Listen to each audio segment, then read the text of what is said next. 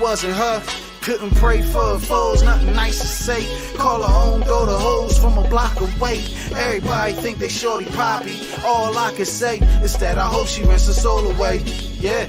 Cold winter nights with nothing to look forward to. No pot to piss in and no window to pour it through. It seemed like just yesterday I was holding you. Now tears are streaming down my face about.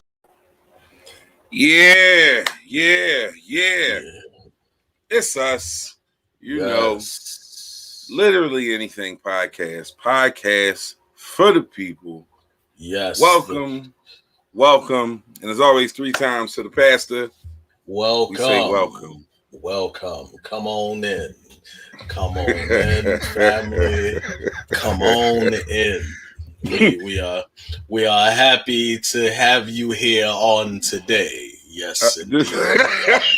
This is a wow, because I've heard this voice in like churches before.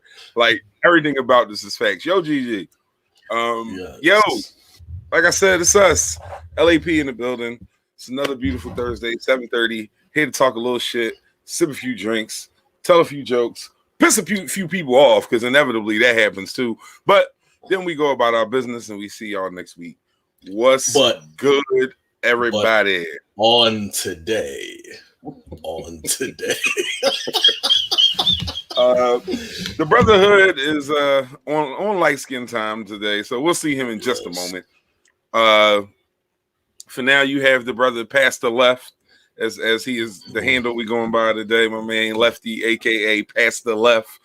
Absolutely, my people. Absolutely. Who is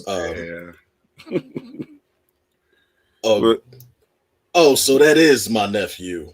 Yes, absolutely. Okay. So we have figured it all out. I figured it out last week. I just wasn't going to give it a whole lot of juice. It's definitely him. It's me, KP, aka Huey Freeman. You get that if you're a Magruder fan. So it's been an interesting week. It's a few things happening. I got some stuff in this email I want to discuss as always, but like we always do about this time, we go hot takes to begin this. And Left, you're here, my guy. So am I? Look at me. Look past the Left here is going to start us off with the hot takes. So how you feeling today, Pastor? Well, on today, I'm feeling rather rambunctious, if you would, like to use a word that is in my vast vocabulary. Wow. All right. But at this moment, I'm going to speak in the text that people are not accustomed to hearing a pastor speak. All right, go ahead. Talk that shit, Pastor. Thank you, brother. I'm sorry, Freeman. Don't. I'm a heathen. I'm an absolute heathen. Just don't feed into me. But go ahead. Hot takes. Fuck Ben Simmons. Wow, that didn't take long. Yes, because like he's a fucking moron, dude. Like seriously. So and for those of you who don't follow us regularly, just a little bit of context before the brother Left continues his comment. He's a Knicks fan. He is in no way, shape, or form affected by any positive things happening for the Sixers, except for that a team in his division is better or good as his team. So he has no dog in this fight at all when he says fuck Ben Simmons. This is a truly neutral person saying fuck Ben Simmons. Like that's all you need to know about Ben Simmons right now. Like, I second that. Fuck Ben Simmons, because what the fuck? Wait a minute. Damn. Hold up. Into the comments we go. Gigi said her hot take is fuck Facebook for blocking her for 30 days. Yo, they be handing out Facebook jail sentences like candy at Halloween. Them things is easy to get and hard to get rid of. Hard to get rid of. Yeah. That shit is like an STD. That shit be doing bad. Like they be blocking niggas. I don't know what. Like they told me. I told somebody. It was a battle rap comment, and I said, "Yo, he was killing that nigga," and they was like, "This comment goes against community standards. It promotes violence." And what? Are you kidding me? So yeah, that's wild. Yo, bro, what it do? Prince Deshaw, my brother, What's Prince good? Deshaw. Oh yeah.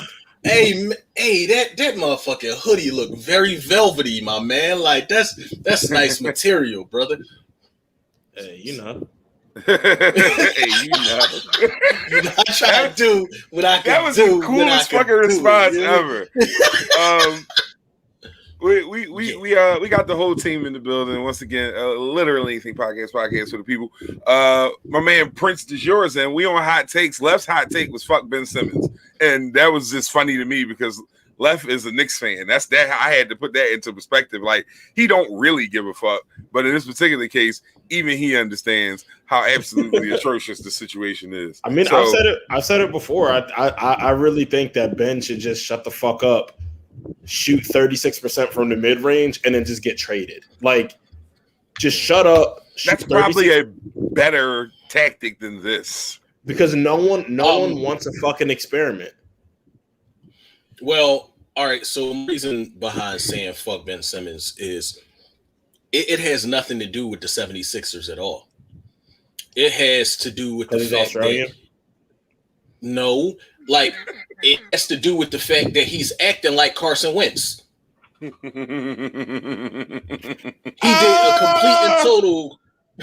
complete and total. Like I feel like all right, because he don't get along with Embiid. Okay, Hey, mama. stop being a pussy. Yo, Karen. Play ball. Yeah, Like but play ball. also Come in like I feel like if anything, he's earned. I'm not saying what he's doing is right, but he's earned it more than Wentz has. Like Wentz showed up with one good season. I think we're having two different discussions, though. And the reason why I say that is because Wentz's issue was constantly having to look over his shoulder and the team not putting him in a position to where he felt like he was the guy. Like right when they finally got rid of Nick Foles, steal the glory ass, now they go and draft a quarterback with the number 2 pick. And the moment he stopped playing good, that quarterback was in the lineup. Carson was mind fucked here. He was tired of that shit. This is not that. This isn't that. This is because you got to remember, Carson's frame of mind also is built on the fact that he got hurt. Nick came in, swept his glory up. Then the next season, when he was hurt again, Nick came in. Like it was a mental mindfuck. I mean, also to keep it a bean, he had a glory season that year too. Yeah, exactly. Like so we had a lot of reasons to feel that way. I think we was going to win a Super Bowl regardless that year. Like I I don't really disagree felt like, with that. yeah, I really felt And it's like easy to say because we'll never know. Hurt, yeah, like if he wouldn't have got hurt, we still would have got that ring. We would, both players would be like, yeah, I got the Super Bowl ring, but Nick wouldn't be the fucking hero. It would be Carson. In which case, Carson would still be here. It's absolutely, but I feel like he did a Carson Wentz, and I speak that from not being tough enough mentally for this town. You dig what I'm saying? Because now, yeah, he's Australian, all right. But Crocodile Dundee is from Australia, and he has a knife, and not just a knife. This is a knife type shit. You know what I'm saying? So he's just like, I don't know. It's something about, and I know you're younger, so I'm not talking about you. But it's something about these young motherfuckers that's just completely pussy, but at the same time will shoot the shit out you.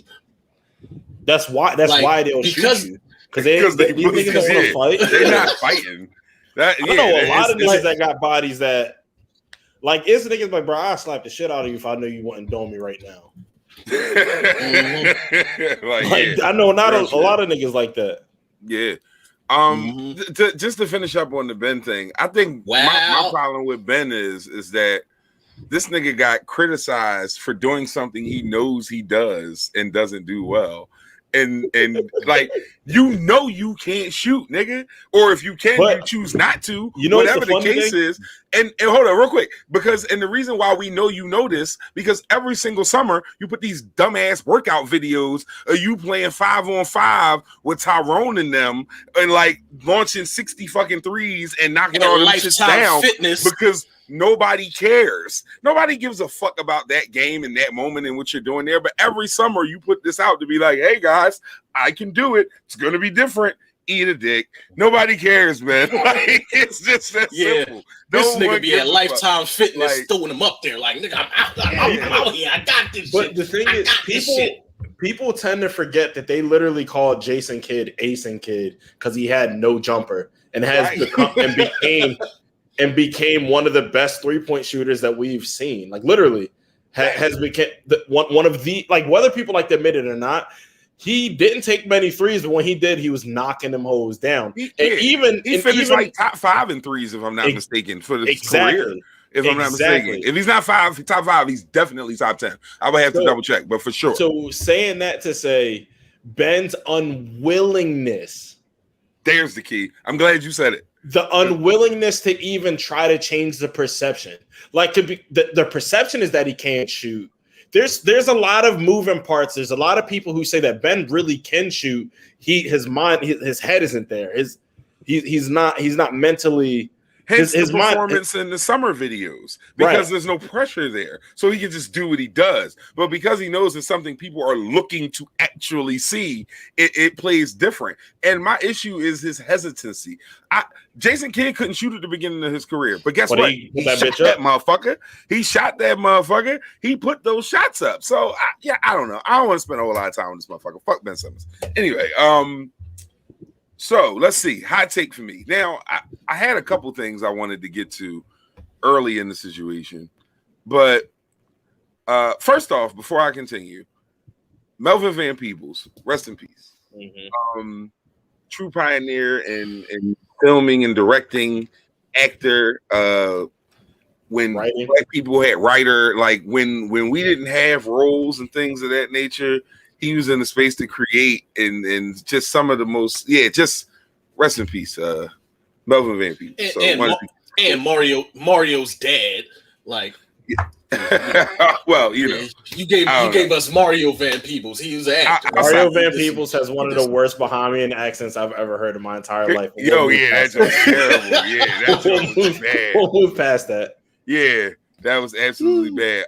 No, I mean, you know. It's just you come along at a certain time and you never know the impact you're gonna make with the shit you do, and that brother right there really, like, he stretched some shit with the moves he made, and it's definitely rest in power to that gentleman, and condolences to Mario and the rest of the family indeed.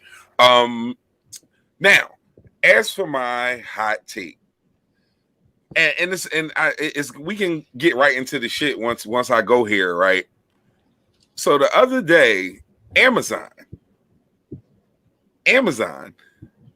is putting out articles and media and things supporting the legalization of marijuana. Now, that might seem just like some haphazard regular shit, but keep in mind this is Amazon. Do they drug test? No, they've stopped. So, okay. I was about to say. No, you following me, because that's exactly where I was about to go in the timeline. So, a few months ago, Amazon announced that it would stop marijuana testing its drivers. That would not be one of the drugs they would screen for anymore, based on, Earth and everybody smoking weed. So now they're coming out in favor of just overall legalization. So my question is, how many weed plants or trees or farms did Bezos buy before he bought that shit out? That he's trying to have a weed warehouse. Like, the moment they legalize that shit, it's going to be a commercial on everybody's everything for Amazon weed delivery. And they're going to be bringing the stankiest tree to everybody's front door in a matter of moments. And the hood's going to hate it. All these niggas selling fake designer weed going to be mad as shit. Because, like, all y'all niggas with this badass rapper weed, y'all about to be out of luck. Because, oh man, like, what you gonna do when you can Amazon Prime a half ounce. Like that's gonna be the name of the weed. It's gonna be called Prime, nigga. Immediately. I'm telling you, you ever see the like the Cialis commercials? Like this is exactly how the commercials is going to be. This is exactly how it's going to be an old white woman, and it's going to be like, "Oh, didn't see you there. Do you smoke weed? Because I do." And then it just cuts out. Do you smoke weed? Because I do. And then it fades to the information. Yeah. And it's a nigga walking through and then they're gonna have a black man walking through a warehouse. Here at Amazon, we push those all over the place. Oh, but you're right though, because the black man definitely gonna be clean cut as a motherfucker. That ain't gonna have on some little rim glasses. You're gonna have a thermal with one of them vestices on, and he's gonna have some khakis. It's not gonna be a thermal. It's gonna be a turtleneck. You gotta wear a turtleneck. No, not a thermal. The what's it called? The plaid joint. That's what I'm talking about. Yeah, a lumberjack joint. Yeah, with the vest over. He gonna have a lumberjack. Yeah, and he gonna have khaki pants, and then he gonna have on them hiker boot sneaker things that white people wear. Yo, that's hilarious. Oh man, here at Amazon, we're selling over to your grandma. Yeah, them shits. Yo, shit. Oh, shit. My man had them shits on deck. Yeah, listen, those are my work boots. The low top ones, though. Yo. Oh, shit. Yo, that is fucking as hell. No, but so my whole thing is like, y'all remember when like Walmart first got big and niggas was like, these motherfuckers are like an evil conglomerate corporation. Why don't we question Amazon the same way? I'm just curious. Like, what did they do different? That's what I'm like. What did they do different? You want to know what Amazon did different?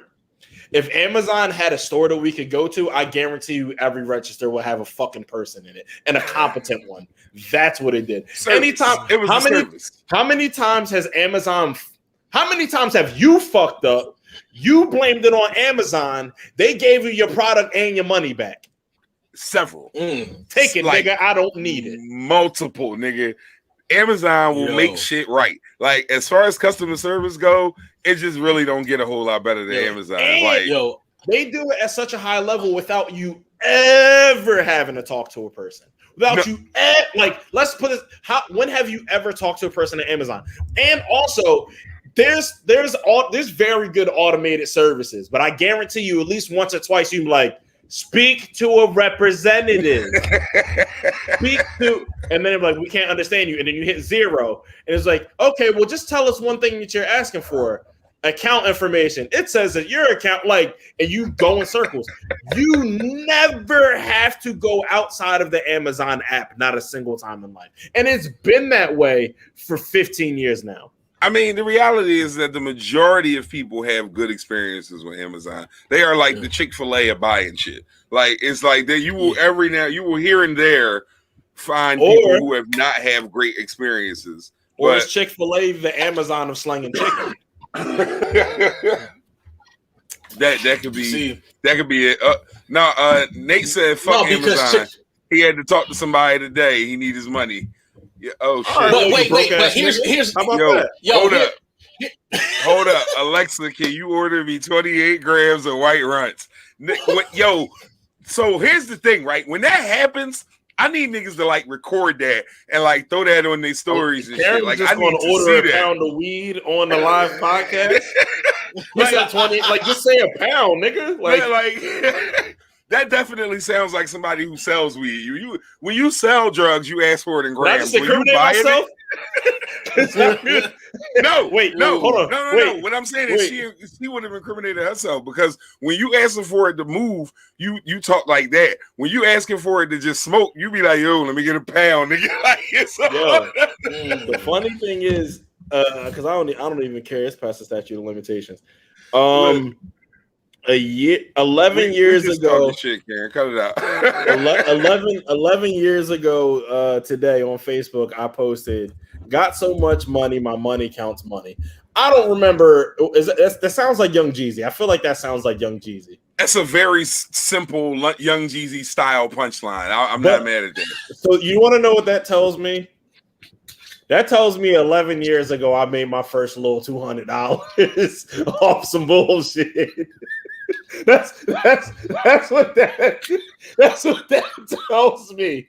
That 11 years ago today, I made my first little, my little, hey, nigga, McDonald's is on me today. Like, let me tell you what's weird about, and this is kind of like why I like having you in this space with us. This is one of the reasons, I should say, because perspective is very, very like sobering. It really makes you understand shit. Like, if I would have did the shit I was doing when I was doing it in the era of social media, like, I can't imagine the shit I would have been posting. First off, you literally have like a dumb shit reminder in your Facebook memories. Like, I can't imagine, like, me, like, you, like, Facebook's been around for what, 10, 12 years? You've had a Facebook your entire, like, adult life, right? Yeah, like, yes. For the most part. I've had Facebook since my freshman year in high school.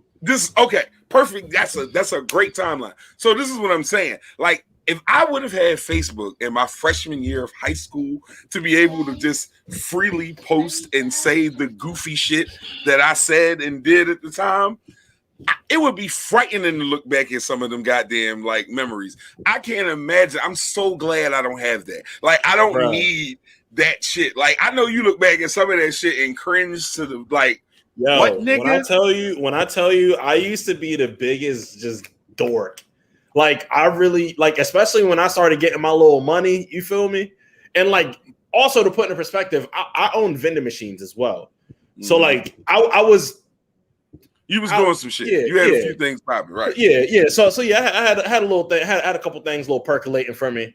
But, like, I can literally recall and see it in third person. It'd be like Shorty be like, yo, Dejor, can I have $2? I forgot my lunch money. And I used to be like, here.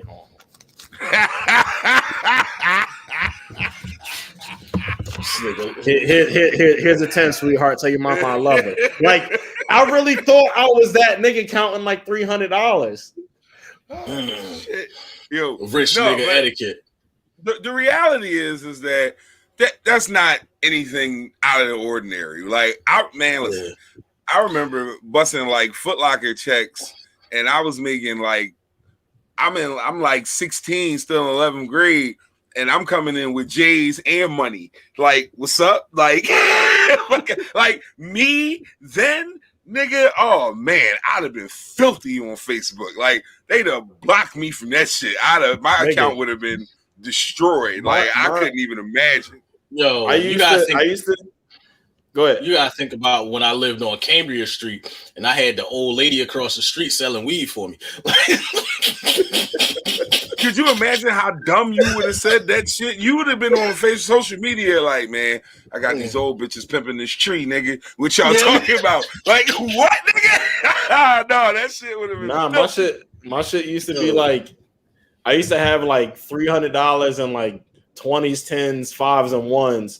And then we'll post a picture like this, and then the caption would be "Everybody dies, but not everybody lives." Yo, I would have absolutely. First off, I would have robbed your ass or sent my niggas to rob your ass. Like, absolutely would have sent. To come see you. You think that hasn't happened? No, but the other twist is this though, right? I would have been doing the same shit. So niggas would have been looking at my dumbass. But Foot Locker was wild because Foot Locker will pop you a check for you. Like, they give you your pay stub and just cash you out for a Sunday, nigga. What, nigga? Are you fucking kidding me? First off, I get the sneaks that come out the week before. I put the bread up. They pop the check Sunday. The next weekend, I'm out with all Sunday's money because I gotta go to school all week. So I ain't spending that money during the week. That shit ain't mean nothing. I'm putting that shit up. So eventually, if I skip a weekend or two, I got 2 or 3 checks stacked up, a couple pairs of free J's because they used to let you trade your old joints in to get new joints. So I was getting shit. Man, listen, I ain't going. If you worked at Foot Locker back in the day and you was really in there for a minute, it was a different type of shit. Like, man, that shit was the best job I ever had as far as just like as a teenager, that kind of job. Now, I shoot one of them motherfuckers. There's no way I can do that job now. 41-year-old me can't do what 16 through 22-year-old me did. But man, oh man, that shit was crazy. The funny thing is, Foot Locker was commissioned if you were management. If you were management, Foot Locker was commissioned.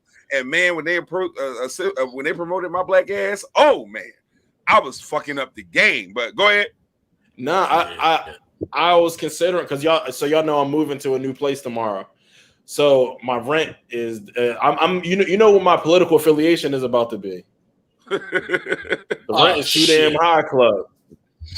The rent is too damn high. Yep, that's gonna be me. So I was considering. I was like, damn, bro. Like I've said on here before. Like I worked so much in college. I've told myself that I will never work more than one job ever again, and I've stuck to it since I've graduated college. But I'm like, damn, bro. Like I really might have to let somebody sit in my back seat or something. Like I don't know. So I thought about it. I was like, the only things that I'm willing to do is sell sneakers. That's the only things that I'm willing to do because I'm a reap them benefits. Right. Yeah, I'm a reap them benefits. And then I thought about it, and I was like, bro, I'm gonna be 27 working with these funky ass little 25-year-olds. I mean, not 25, 15-year-olds, 16-year-olds. I was like, bro, I've been a choke one of them niggas in there. It's a different game, man. It's a completely different game, and I don't begrudge anybody for not wanting to be a part of that shit. I'm not about to have selling is not easy. I'm not about to have a 19-year-old supervisor and shit. Like I'll slap you. And that's the thing, because that's a real live possibility. But for sure. What was you about to say, Left? Yeah, you know, I had a punk ass fucking manager at my store, and this nigga wouldn't even allow me to talk to the general manager so I could get out of like I was stuck. You know what I mean? And this nigga was hating on like, yeah, that was your dog. Like he was hating on the fact that I wanted to I wanted to do more. Like I was trying to be commissioned. I was trying to get that assistant position, and he was just like, yeah, your numbers don't look good enough, nigga. Because I'm stock, nigga. Y'all got me in the back all the fucking time. How can my numbers possibly look good enough if I'm not out here selling sneakers, my nigga? You're not even making any sense. Yeah, no, I mean, listen, man. Everybody's experience was different. My Foot Locker experience is pretty good. Like I said, I was 22 years old when I started working at Foot Locker, and in between the time I was 16 and 22, I bought a lot of sneakers and I made a lot of money, and I cannot complain or have any issues with that. I blew through a lot of fucking money working with them folks. Yeah, you was on your AB joint, and I'm not talking about Adrian Bruner. We talking about Antonio Brown. Like, I got a whole lot of money, a whole lot of money. You can't hold nothing from me. Got a whole lot of money. Yeah. Oh, me and Karen met through Foot Locker. That is why Karen is a fan of the show. We go back to Foot Locker, 16 years old, little ass kids. Like, yeah, my man Kamara, aka the Ball Pop, the Ball Pop, the Ball. So yeah, so that was a serious. Hey, you know what, Nate? So my mom had a little bit. I was storing most of my sneaks at my mom's crib, and I had about. I don't even want to put a number on it. Quite a few pairs of sneaks that I lost due to some things that happened at my mom's crib. So unfortunately, I do not have any of the sneaks. I also gave my pops a lot of them sneaks too. Like when he was going through his thing and he wasn't working no more, and I just wanted to see something fresh on his feet. So I gave my pops a lot of them J's that I had back then, and some Dunks and some other dope joints that I had. So yeah, but no, to answer that question, Nate, I do not have any more of those shoes. I wish I did, because with the way shit is on GOAT and StockX, I had like first edition Dunks and all kinds of crazy good shit in that collection. But I don't want to talk about it because it makes me sad, because I can make some good money off of that shit. But it is what it is.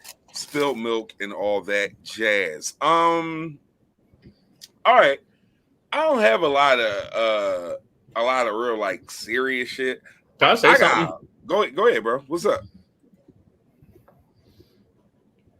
Male or female? Let's go there. Pick one. Right. Female. All right. Female. Well, I'm gonna bridge the gap. Nicki Minaj is such a fucking cornball. Thank you. I appreciate that. Okay. It makes me really. I don't know why she makes me so mad. Because like just like Game, same conversation. I expect so much more out of them. And it's not very often that I see people speak out on TV and stuff and like I believe them. But I was watching the shorty on what was it, The Talk or whatever. Mm-hmm. And I believe her. Right. So just contextually, Nicki Minaj's husband went to prison for an attempted rape in 95.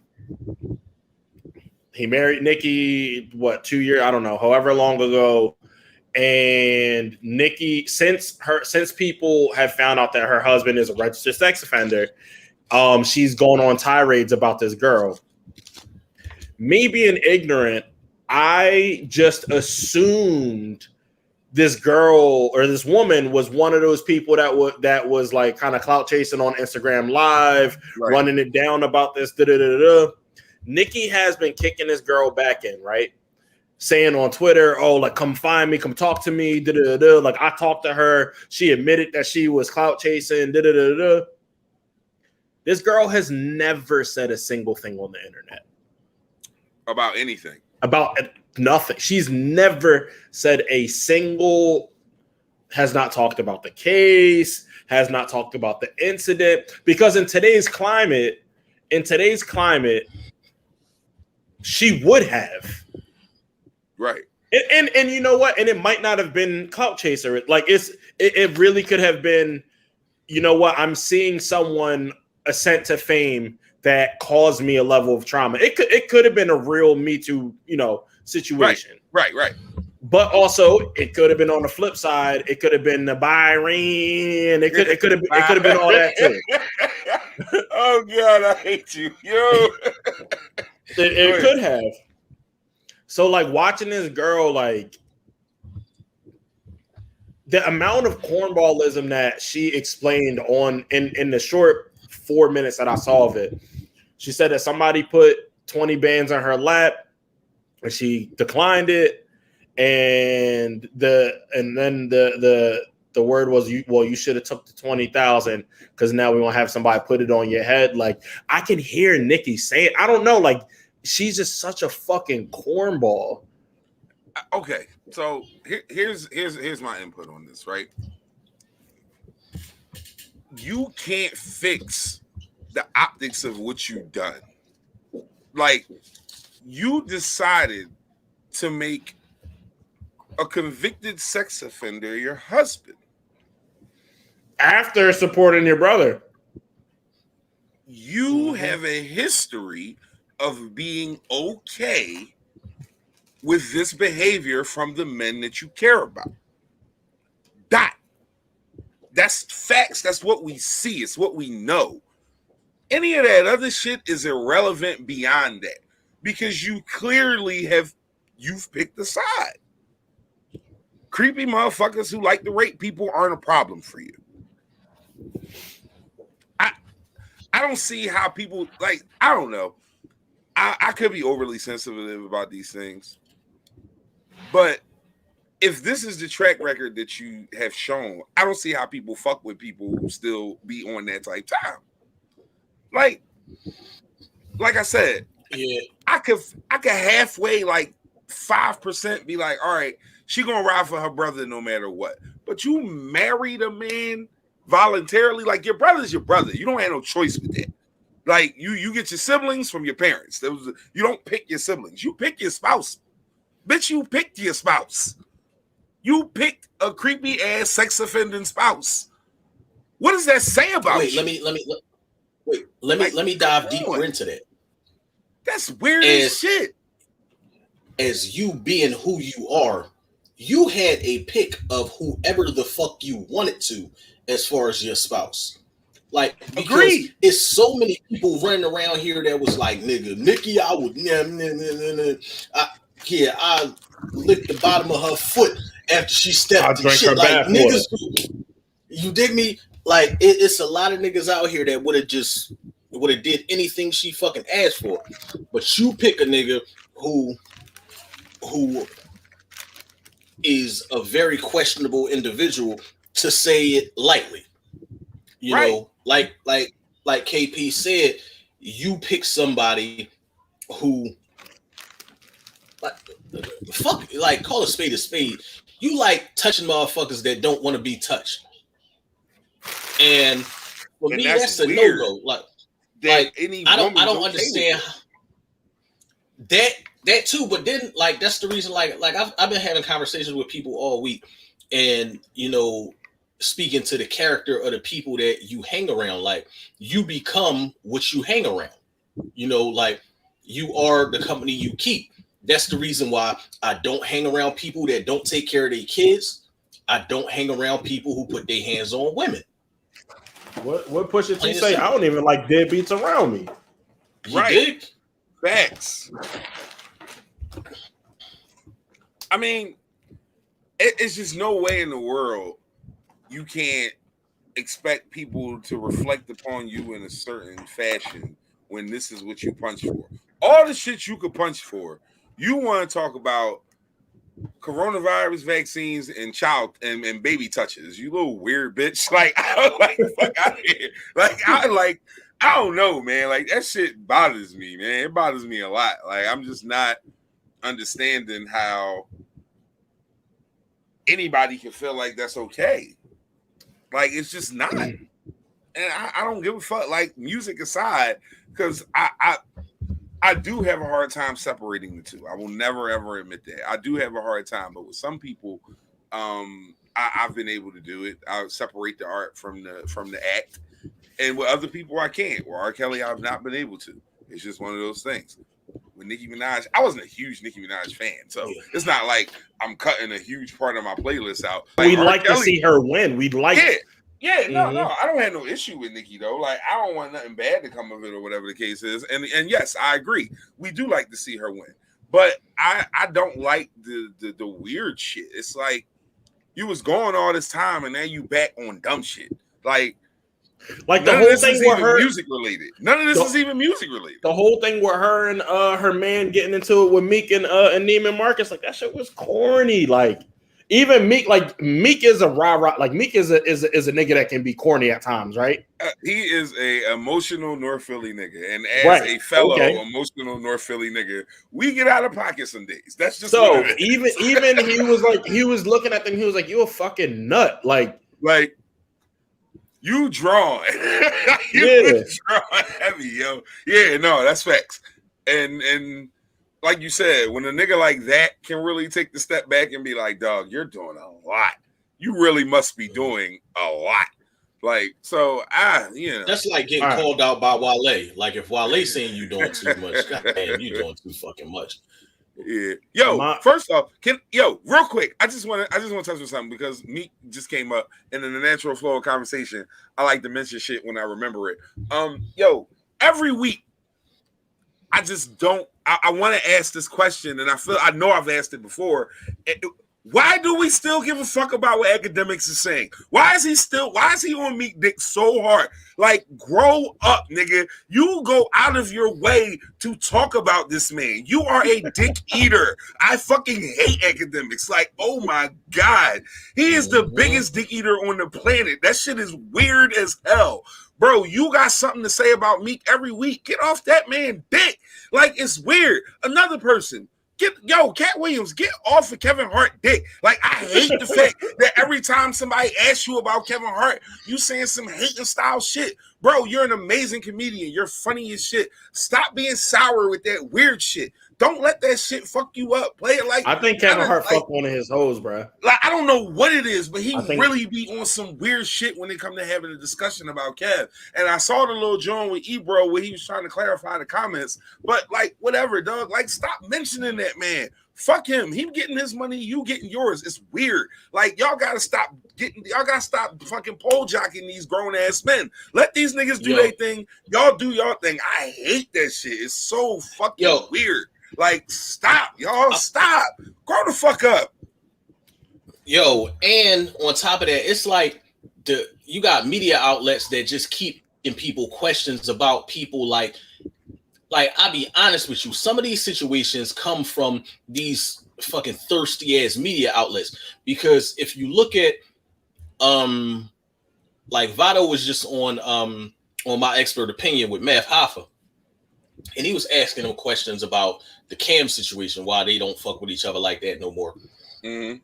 And that sparked a whole conversation outside of their conversation. And then, of course, Cam responded to it, talking about, nigga, I got all the tapes, nigga. I got my old fucking sidekick from back in the day. Like, all y'all niggas that keep on having something to say, like, everything that you ever said, I can run it back. Like, I can, like, you dealing with, you know, the lieutenant. Matter of fact, no, I ain't gonna say the lieutenant, because 50 is the general of petty. So Cam is like the major of petty. You dig what I'm saying? Like, we just go a step below. You know what I'm saying? Like, he's the lieutenant. He the lieutenant colonel of Cam, you know definitely of got some petty. petty shit going on with him. He definitely is. Yo, like, stop talking about people. Like, listen, like, it's okay to decline a question that, you know, in a situation you really don't need to talk about. If a person asks you a question like, yeah, you had a situation with this person during such and such a time or whatever, and if you've mended fences with that person, nah, I'm not going to talk about that. Right.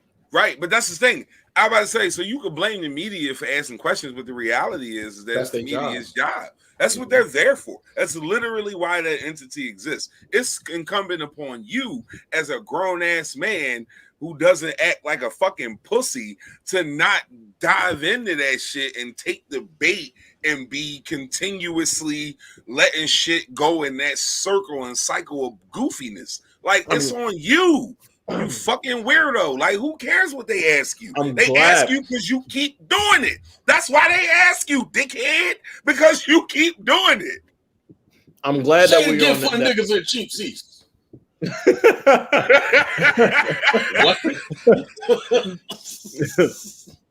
I'm glad that we're on this, that we've naturally segued to the media, because remember I said man or woman. Okay. Now to the man. Okay. Whack 100 is a fucking corn dog, bro. Like, yo, yeah, he's corny as shit, man. We're gonna continue to. I mean, that's not nothing new, but go ahead. It's not. In today's climate, not even in today's climate, just like as a man, hey, I got a video of this man with his dick putting it in bro, you are weird. Why do you have that? Why do you have a video with a man and his dick? Like, that's like you're talking about, man. Like, if you stop the sentence right there and add nothing to it, it's still not a video of this man and his dick. And the only person that I feel comfortable with giving it to is Kanye. So Kanye, like, bro, that is Game got songs. If let's say in your moral compass, you genuinely felt like that was the right thing to do, Game has a plethora of songs with Kanye. You can get in touch with Kanye. 1, 2, why not just destroy it? Like, what? Like, that's what I'm thinking. Like, because it could be a situation where somebody like, hey, yo, like, we could go get this bag if we sell this to Vivid. And then if you really a stand-up nigga, like, I thought Whack 100 was cool for like 9 seconds at one point. Thought he was yes. Before anybody knew who he was, at all, and Stitches kept pulling up on Game. And Game was in Miami, and he was about to swing on Stitches, and Whack put him the fuck to sleep. And I hated Stitches so much. I was like, oh, Whack is a real nigga. I wish he was my manager. I probably DM'd him at the time, like, yo, listen, I got music, my nigga. And then the celebration tour after that, and I was like, oh, this old head is a corn dog. How you 55 and you still got acne, my nigga? Like, knock it off. So here's the thing, right? Y'all know how I feel about Game, both musically and just in general existence. He's a fucking weirdo, and I don't really fuck with him. Anybody who could be that cool with that nigga is a weirdo to me. So therefore, I never fuck with Whack by proxy. Like, he just was guilty by association in my book, because no, nigga, no. Like, so I'm cool on anything. Sucker niggas marry sucker bitches and had sucker kids. Like, nigga, plain and simple. Oh man, like, listen. First off, and it's crazy because Game had a song with even though Ye is trash for what he did to that boy on crack music, he just made that nigga say the hook. He ain't let that nigga rap. Truthfully, Game verse wasn't that good, so it's that crack music, nigga. That's that crack music, nigga.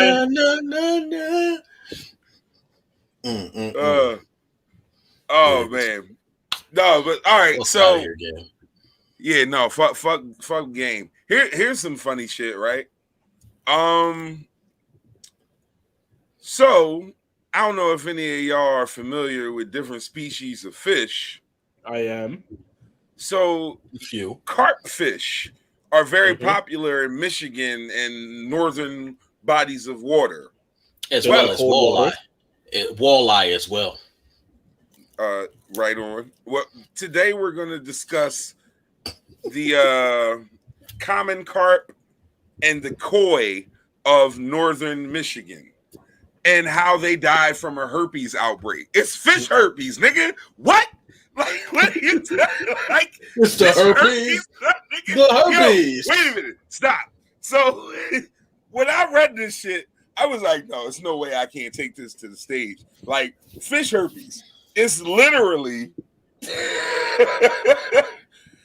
and they died, bro. Like hundreds of carp died from a herpes outbreak in the water. Okay, so not only is it fish herpes, but these bitches is burning so bad they killing motherfuckers by the hundreds. Now, RIP the magic carp. Do they got carp penicillin? Not that I have heard of. It feels like that they're out of here. Like, hold up, wait a minute. Let me give you a little bit of details into it. So, the resources said that the koi herpes virus is responsible for the fish deaths in Lake Orion in Michigan. It affects the common carp, the goldfish, and the koi, but not humans. The virus has killed 600 fish since July. And it is an outbreak in the water that they cannot seem to control. The fish were found in great masses floating at the top of the lake north of Detroit. Yeah, this is wild. Like fish herpes is funny as shit to me. How mad you gonna be when you go fishing and you reel a motherfucker in? You pull him up and that nigga got a mask on because it's a whole aqua pandemic going on. It's Cofish 19. Oh shit. Fish and then that nigga gonna like, don't put me in that bucket with them fish. Cofish 19. 3 buckets apart, bitch. Yo, my man Pun said the whole fish started all that. it was one side fish that just infected all the. Yo, that motherfucker was crazy. Out there twerking. Yo, she was twerking her tail feather and shit like nigga. Man. This shit sounds like a real bad horror movie, like some 28 Days Later type shit. This is why I was like, this shit seems very interestingly weird to me. Like I have to bring this to the stage because fish herpes is hilarious. Like I don't give a fuck what you say. I don't care how much of a vegan you are. I don't care how much you love wildlife and nature. Fish herpes is funny. I don't give a fuck what you say. Like I don't need anybody to agree with me for that to be real. See, yo, shit. Hey, hold on. Hey, yo. So in college, y'all know I wrestled in college. So they gave us a Valtrex prescription. So Valtrex leaves your system. You take Valtrex and it leaves your system. If you have any type of fungus or virus or anything, it'll stay and fight it. So everybody on the wrestling team had Valtrex because we traveling literally all over the country to wrestle. You don't know who got what. You don't know what. Right. So I bring Shorty to my dorm.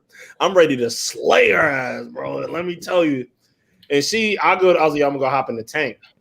I go get in the shower. I came back. This bitch left, and all my medicine is on my table. What the fuck? So then the funny thing is my Valtrex is sitting there, And I was like, and I didn't get it. I literally thought this was like for your skin. Like I had no idea. You ain't realize you ain't herpes medication on your Yeah. I told my dad. My dad was like, your dick don't burn, do it? And I was like, no. He was nigga, that's herpes medicine. He was like, anybody that got burnt in the 80s took Valtrex. Yo, that's fucking amazing. Wow. Like, goddamn, that's hilarious to me, bro. Like, yeah, that's funny as shit. Yeah, shout out to Valtrex. Saving penises since the 70s. Shout out to Valtrex. That might be the name of this episode. Shout out to Valtrex. I don't know. I'm not sure how many niggas go and watch if they see that in the queue. Shout out to what? I'm gonna skip this one. No, this joint is. Get my computer virus. Yo, and then it's crazy because, like, if you sit back and you look at the situation, right? You know how you stayed away from girls that smell fishy, and now the fish got fucking herpes. Yo, maybe somebody.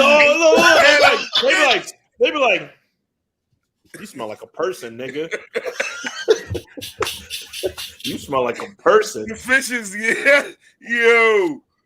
Oh shit, yo. Look, the fish gonna be getting some fish pussy, and I'm like, yo, I wasn't like. It stank a little bit, but it was all right. Stank a little bit, but it was all right. Oh, shit. Wait a minute.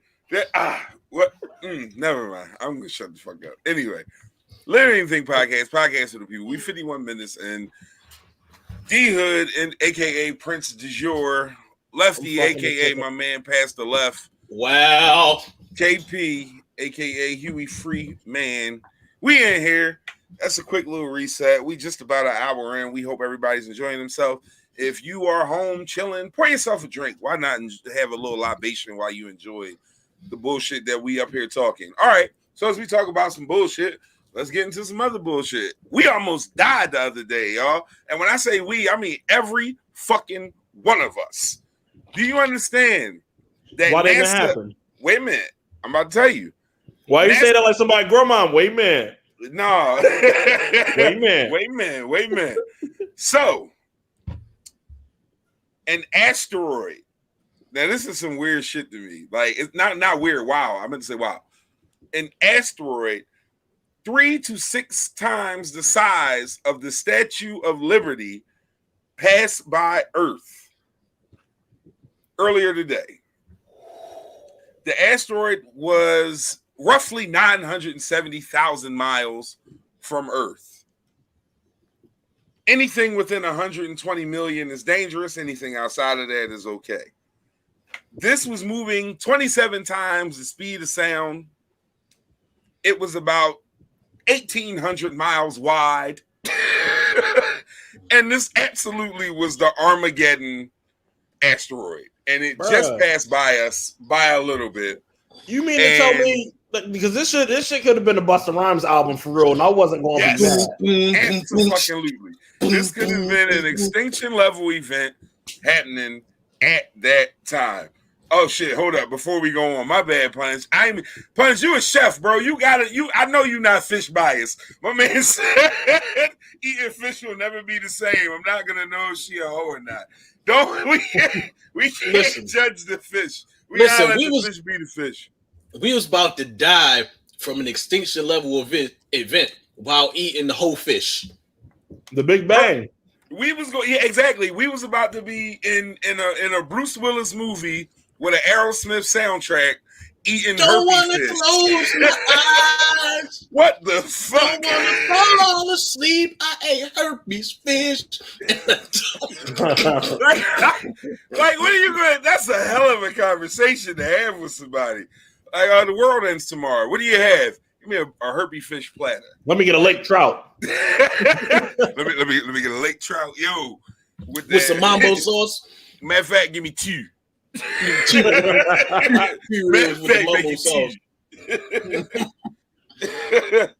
Biden said you would be fine if you just got the vaccine and the asteroid would not affect you. Absolutely.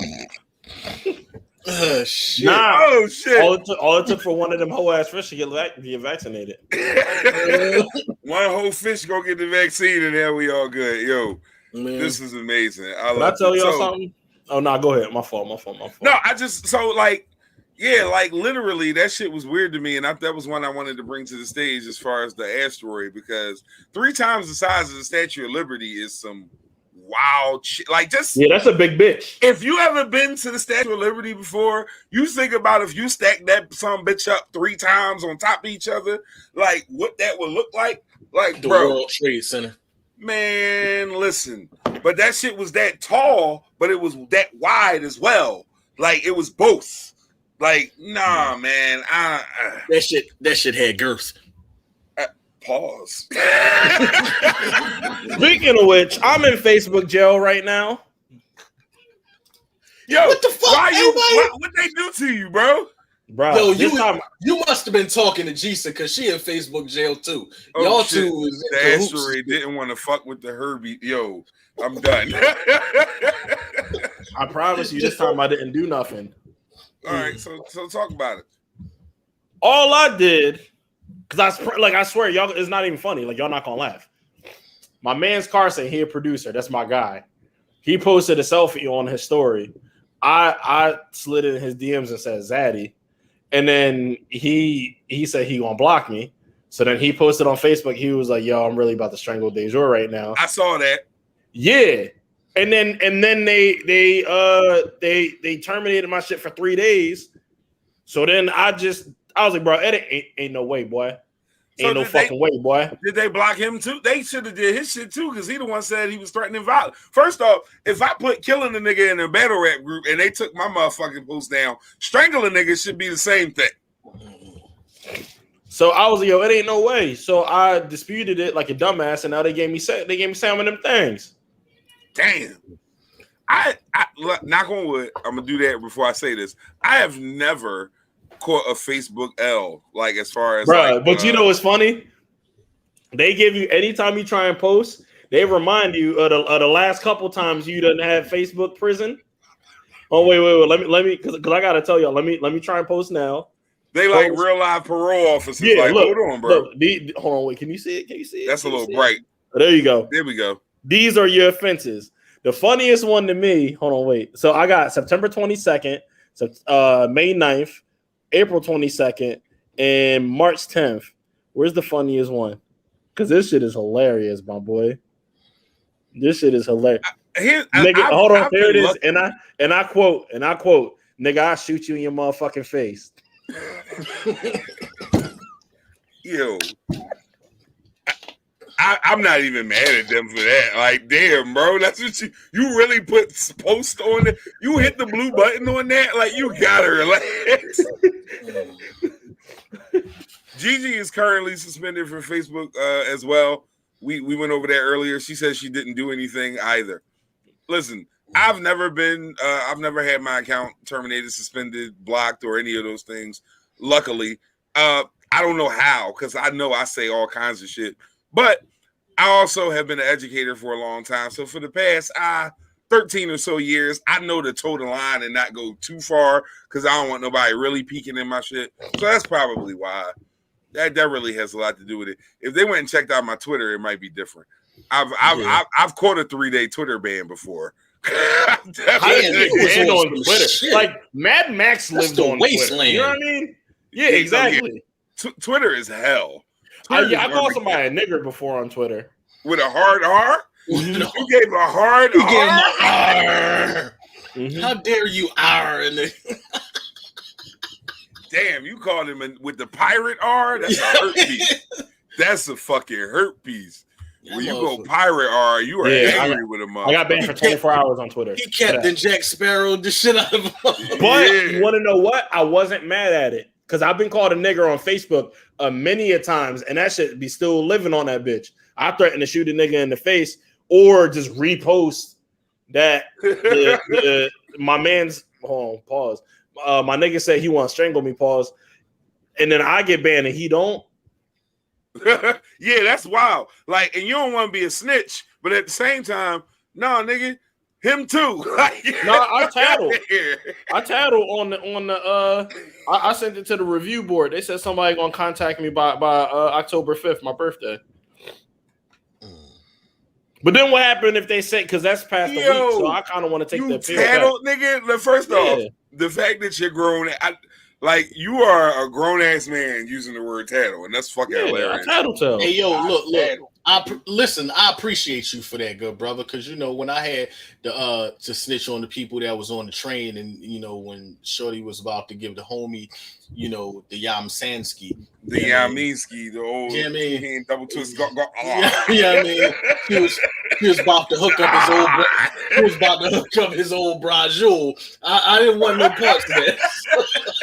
No, bitch, you won't be sucking no nigga on this train.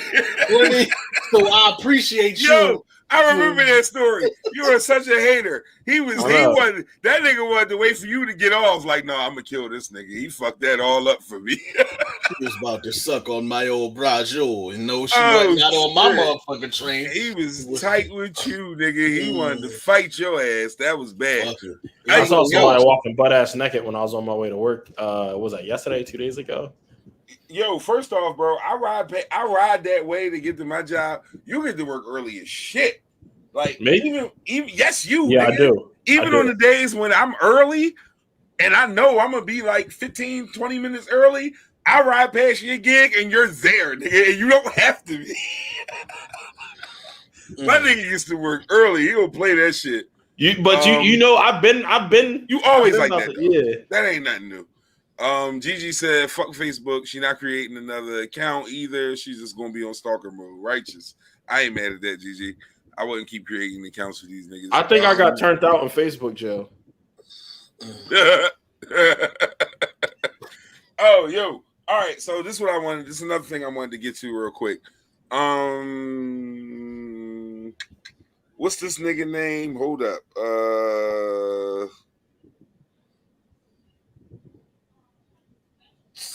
Omi and the Hellcat.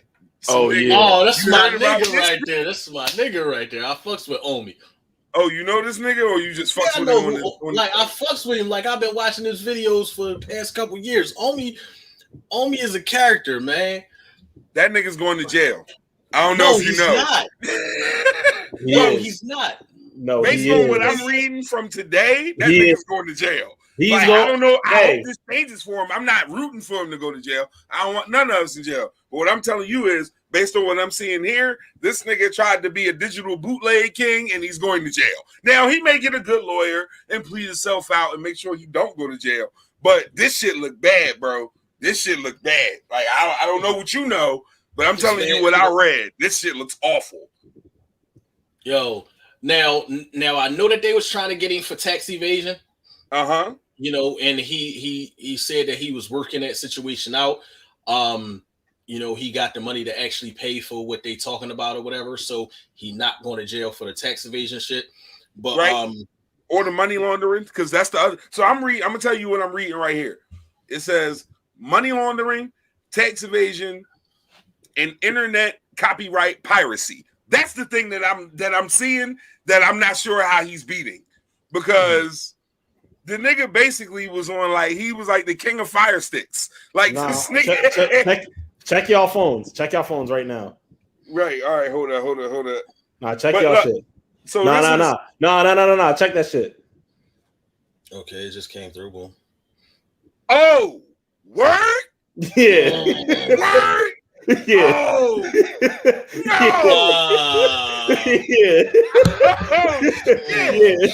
Yeah. Okay, next subject. Yeah, I'm about to say it ain't my place to put that kind of information out.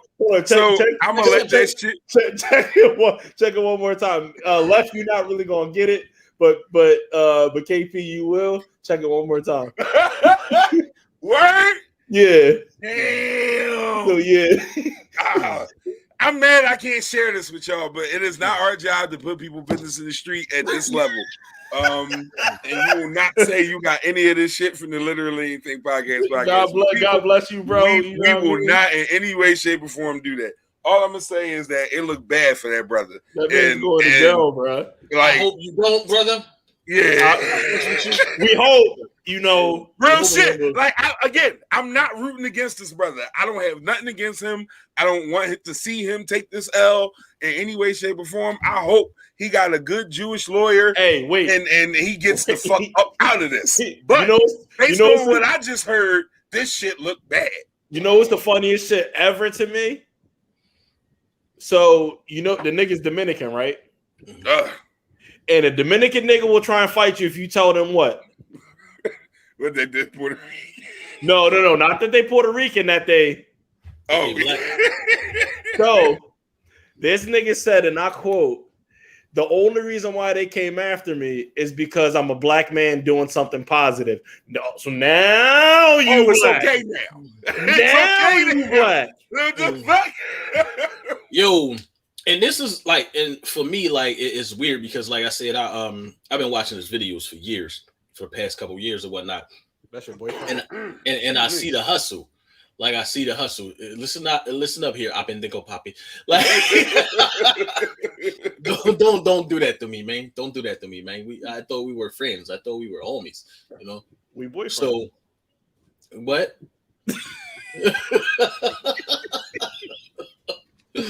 Go comb your hair. Like, that nigga said what?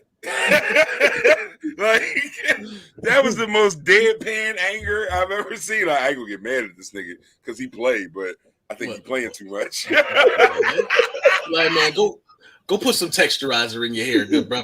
Like, no, like but it's a situation where like he kind of like. It gave you that drive to, all right, let's go do this. Like, mind you, you shouldn't need somebody else to give you drive to do certain shit, but it's out here to get. So like right. he be putting it in layman's terms on some shit. Go get that shit. So like I definitely fuck with his videos and shit like that. And I'm sorry to hear that this motherfucker might be, sitting in the cell. Like, here's the thing, I ain't gonna lie to you. Let me out. So y'all know I like for the people, as we say, for the people. We like the people to send this shit. This ended up in my Instagram inbox from a specific viewer of the show, and I never heard of this nigga because I don't care about this shit. Do I know this person? What, the person that sent it to me? Oh no, it's my wife. I'm not gonna like it was her. I was trying not to say that. You know why I asked? Yeah, no, yeah. I know. She put my nigga in the fucking rinse, right? No, it wasn't that. No, my wife sent it to me. But either way though, my whole thing is it's certain things you can get away with. Like, don't get it twisted. Niggas, if you do tax evasion all the time, the reason why it's such a white collar crime is because it's fairly easy to do and not serve jail time. If you got the money to pay the fines, you can make your way out of that. But This nigga claimed $505 on his income tax from YouTube. That's wild. And and left. You watch him on YouTube. Mm-hmm. All the flexing. Yeah, you think niggas at the IRS don't watch YouTube? Yeah, like they can't see that you made. You think niggas in the IRS? Your name is Omi in a Hellcat, nigga. Once upon a time, I knew a person who worked for them folks. And once upon a time, the nigga that I knew worked for them folks and was there during the asset forfeiture.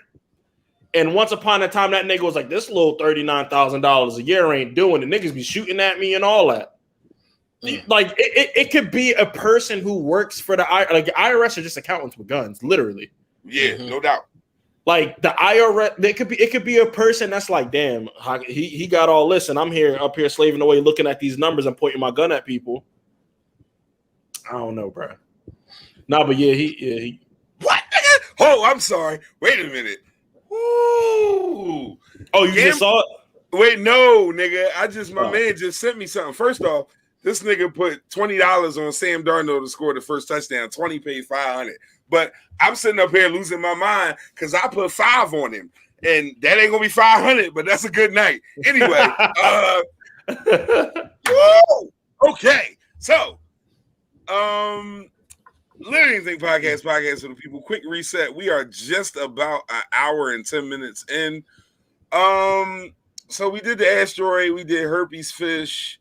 What else we got? Oh, this is some more fuck shit for y'all to crack jokes about and talk shit about. There is a man from the state of Pennsylvania who is being held on a $50,000 bond for shorting a store 43 cents. Oh, I'll say that one more time. Pennsylvania, $50,000 bail bond, shorted a convenience store 43 cents for a stinking ass Mountain Dew. Are you fucking wrong? Yeah, first off, that's what you get for drinking Mountain Dew. I agree with that. If he would have stole $43, I mean, if he would have shorted 43 cents on day soda, wouldn't nobody care? Mountain fucking Dew, 43 cents. So you mean to tell me he would have just went in there and gave him 7 cents for a day soda?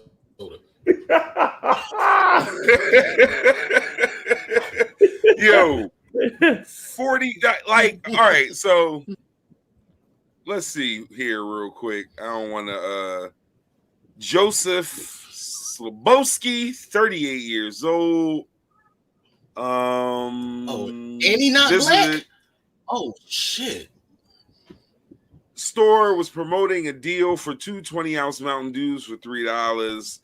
He put down $2. He bought 2 bottles, which is $2.29. Shorted him, 43 cents, and drove off. So it's a misdemeanor and a summary offense. Third is considered a felony, regardless of the amount. This was his third strike in this particular thing. So therefore, he was held on $50,000 bond. He was arrested. This is just an amazing story. And the fact that he's a Caucasian individual, just like, because I would have thought a brother would go through some shit like that. Like, that's crazy. That's wild to me. I mean, if it was a ginger ale, I think it was a nigga. Hold up. But Punch, being that it was Mountain Dew. Ass was the owner Jewish. Punch, I don't have the ethnicity of the owner based on this. The dude's name was Sobolowski, so I don't know what that means as far as his ethnicity. Dr. Zevrolowski, what? Nigga, you know he was Polish. Sobolewski. I'm sorry, Sobolewski. He could face between 3.5 and 7 years in prison. I don't really even know what to say about this. This is wild to me, man. Finally, because he's white. Yeah, no, because we get this kind of shit all the time, but $50,000 bond for 43 cent soda is crazy. Yeah. Look, and for pure transparency, Punch is my man from Parkway. We went to school together. Punch is a white dude from South Philly. If I'm not mistaken, if I'm saying wrong, Punch, my bad. But he says they're going to do this. They're going to give him a GoFundMe, and he's going to be richer than all of us. And I wish that was a lie. I fucking wish that was a lie. But that is the absolute goddamn truth. He is going to have, South Philly, right on, Punch. He is absolutely going to get a GoFundMe and have millions of fucking dollars from this situation based on this 43 cents. Because this is the kind of shit that happens. It just happens. It's real. Like, they're going to get this nigga a BET Image Award next summer. Lifetime Achievement Award and shit. Yep. God damn. Oh, that's funny as shit. Yeah, like, my man wanted Mountain Dew. First off, again, the problem was you wanted a Mountain Dew. You started. If it wasn't Baja Blast. It wasn't Baja Blast. I bet you this was regular old green antifreeze colored Mountain I was going to say antifreeze. That's funny as shit, man. Wow. Punch said we need to go to this store. I'll short him. I ain't mad at that. Punch. They're going to lock you the fuck up, too. Listen. Clearly, they don't give a fuck. They have no picks. I'm about to say, we found the one store with 0 picks. They don't give I guarantee all 3 of us go in there and still, they're like, yo, you know what? We understand the circumstances. It's probably a black store owner. You know what? For sheer for sheer balance, I can see one of our brothers doing that shit. No, lock that motherfucker up, dog. I don't got nothing to do with that shit. and then, but you know, they talk to you like, listen, it's 43 cents. I really don't want to do the paperwork. You won't be staying late. Call your wife. Yo, nigga, I don't want to go to court. Dude, I got the money in the cup holder. You should have brought it in here with you. Oh shit. You should have go home and shake that couch out, nigga.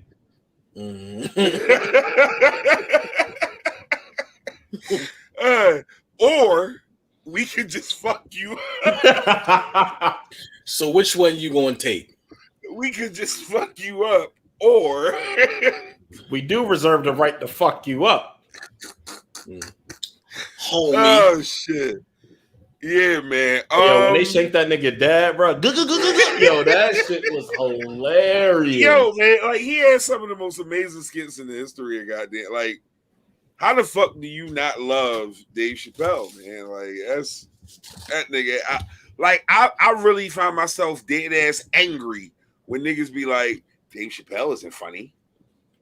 Yo, yeah. What? Like, I will really put hands on you. Like, shut the fuck up. What's funny then? Like, if Dave Chappelle's not funny, niggas got to tell me what funny is. I mean, I'm not going that far, but okay. Like, he don't tickle your fancy. Like, no. I as a fan, Dave. Like, I'm definitely a fan of Dave Chappelle. Oh, but okay. Like, I'm not going that far to get physical over no shit. Like, I was in school. I'm talking shit. No, I'm clearly not fighting over Dave Chappelle. I almost fought one of my best friends because he told me that he liked Lil' Kim more than Mary J. Blige, and I was gonna fight him. I was like 12. I was gonna fight this nigga. Like, I don't know. Something about them hood ass, like, brown skin women, brown skin, dark skin, ghetto ass girls. Mary, like, was my twist from the beginning. So yeah, like, I was ready to fight a nigga. Like, no, that light skinned bitch ain't got nothing on Mary. Like, I was one, like, I was out on the corner of motherfucking 57th and goddamn Cherry. Was about to get into a fight with one of my very best friends over that shit. I'll never forget it. But anyway, go ahead, bro. Yo, I almost got into a fight back in like 2009, 2010, while I'm in school with some dude from Perth Amboy, Jersey, over the Perth fact Amboy. That's a different state. Over the fact that I said that Nas bodied Jay-Z. Nigga, you told this story 4 times on. But I'm saying, like, it's real talk. Like, you want to fight me because you feel like, man, I'll beat you the fuck up out here. Yo, I fucking hate you. You told the story 4 times already. And I'm gonna tell it 4 more times, little bro. Oh shit, man. Like, God damn, always talking shit.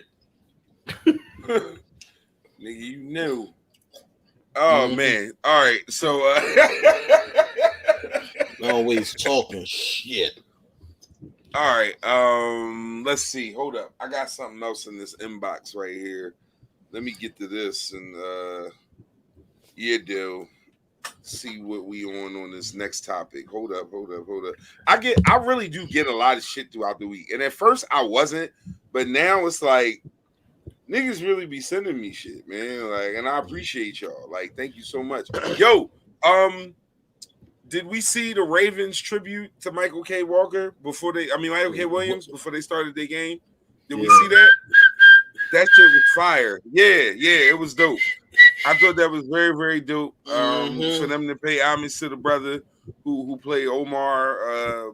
Baltimore was a setting for The Wire. For those who don't know, if you don't know, how are you watching us? Because you can't be a fan of ours and not be a fan of The Wire. But either way, I thought that was really, really dope. Let's see what y'all else? Like In-N-Out Burger? I've never been to an In-N-Out Burger. I've heard great things, but I've never personally stepped foot in an In-N-Out. And I've been there, but I can't remember whether or not I enjoyed the burger. I'm a fan of White Castle burgers though. White Castle's you fire. Talk all that shit about Jersey and y'all niggas like, man, fuck y'all. Listen, I'm with them sliders, yo. I'm with them sliders. All right, so I'm trying to slide on sliders. You dig what I'm saying? Full disclosure, right? For a very long time, White Castle, the only White Castle in Philadelphia was at Broad and Albany. I lived on the 5300 of Carlisle Street, and for those who don't know, that's literally one actual block from Broad and Albany. So we had White Castle to fuck with, and I was cool with White Castle, like on some just greedy ass young bullshit. And then as I grew up, I came to understand that I was a greedy ass young boy, and that shit was terrible. Like it was really fucking bad. But at the same time, as someone who has had those stoner kind of nights before, I understand why niggas like White Castle. Like, I don't judge anybody. My adult stomach can't really fuck with it. I've never had In-N-Out. What's another good burger? We always talk about Five Gentlemen here. Five niggas. Five niggas burgers. Five bulls. Listen, if you fucking with a burger, for me personally, like right around now, I'm pretty sure Shake Shack is my go-to. Like a cherry pepper bacon burger from Shake Shack is different, bro. That shit hit. And I don't fuck with the dairy, so I don't actually get shakes from Shake Shack. But a burger is wow. Burger's wow. Pun said we ate up there because we was fucked up. Yeah, White Castle was one of them, like, I'm drunk or inebriated in some fashion. Let's fix this. I need something that's low maintenance, and White Castle is low maintenance to the motherfucker. It's just one of them type things. Like I got introduced to White Castle up in Staten Island and shit, and I was just like, okay. I also think White Castle is different in different cities. Mm-hmm. Smash Burger is good, GG. Smash Burger is good, but they too fucking expensive. They definitely are not worth the money. Like I said, for you, as far as value and overall taste, I'm fucking with Shake Shack. If I want a burger, that's where I'm headed. And I got any choice, that's where I'm headed. But you know what? You know who has the meats? Pause, bro. Go ahead. Arby's. I'm not going to Arby's for nothing. Except for curly fries. At all. I'm not doing none of that. But it was just curly there. Fries are amazing. Fuck that. You're not going. They chicken tenders are all right. Like curly fries is amazing. I ain't talking about Arby's. I'm just talking about curly fries as an entity in life. Curly fries are fucking the shit. Listen, man. But you know what I fuck with? Go get me a bag of what's that? The Hooters curly fries is they just like regular fries, just curly. Like not like the seasoned Jones, they just regular French fries. That's what I'm saying. Curly. Like, you can't go wrong with a curly fry, whether it's seasoned or whether it's regular. Once you get curly in there, that shit is fire. When you get that strong one with the knuckle on it, you know what I mean? Yeah, I mean, with a little bit of gosh, I'm with you, bro. I'm definitely with you. I don't want a moose knuckle in my French fry. Other places, but not a French fry. You'll put some meat in your mouth, but not a moose knuckle. Oh, bro. All right. So you want to come say hi? Did y'all see T.I. and Tiny got the charges dropped? Yeah, I heard about that situation. I mean, they fucking sexual deviants. Are they? Yeah, are they really? What's up, youngin? He said, "What's up? What's good, youngin?" I just the whole squad. What's good? Brought the whole crew in. The nephews.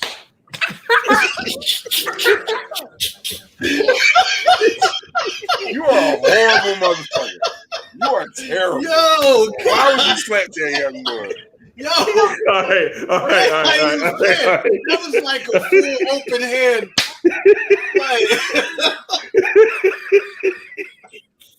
Like, what the fuck did you do that to that young man for? He did not need that shit. Now you sitting up like you go through your episodes and shit like that. He about to have a manic episode because you slapped his face on the internet, dog. Look, and then when he choking your ass, you gonna be sitting there like. And I started thinking to myself, man, what did he do to make them niggas that mad? That's gonna be you. That's definitely gonna be you. What the fuck did I do to upset this young man? That's how we play. Oh, Gigi said she's calling DHS. Call him. You playing Minecraft? I like your cut, G. Look, that came right from my son. I gotta give him his credit for that. That's hilarious. You play Minecraft. What? You like want your cut, G. Smack the shit out that little nigga. All right. No, all right. So T.I. and Tiny got the charges dropped. So now, okay, are they back? Like, is it okay to be a T.I. fan? Because for a minute, T.I. little ass dreads. First off, dog, he looked like the dirty nigga outside the deli. I need him. Stop playing. He looked like the auntie that's always in some shit. Terry. You know what I'm talking about. With the unisex name, yo, left-handed on the dot.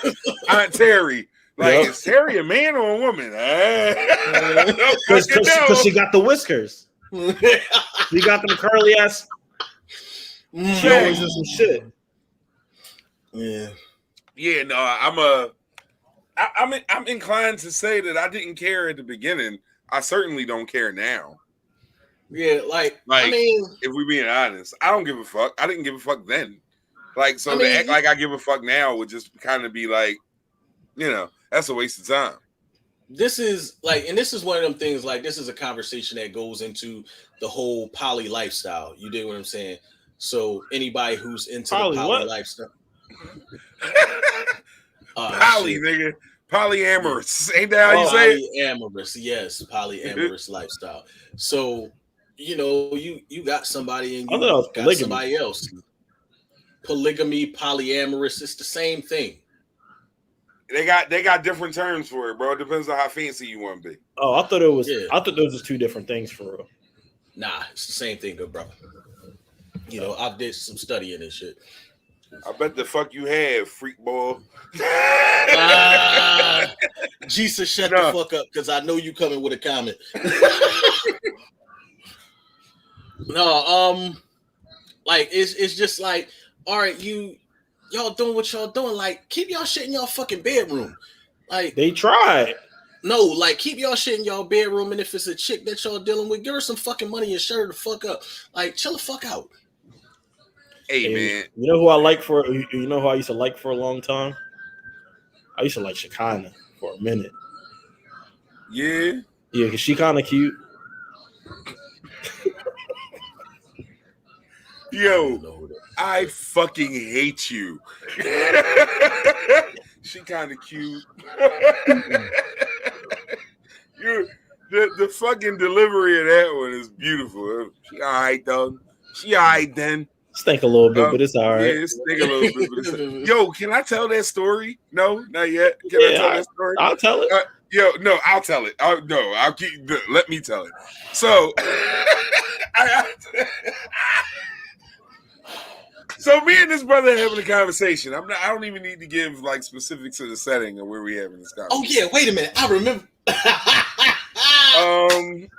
got you. Oh, wait a minute. Wait a fucking minute. We're coming back to this. We're absolutely coming back to this because I forgot this. We coming back. Let me tell the story first. Hold up. That's what we doing, GG. Story time first.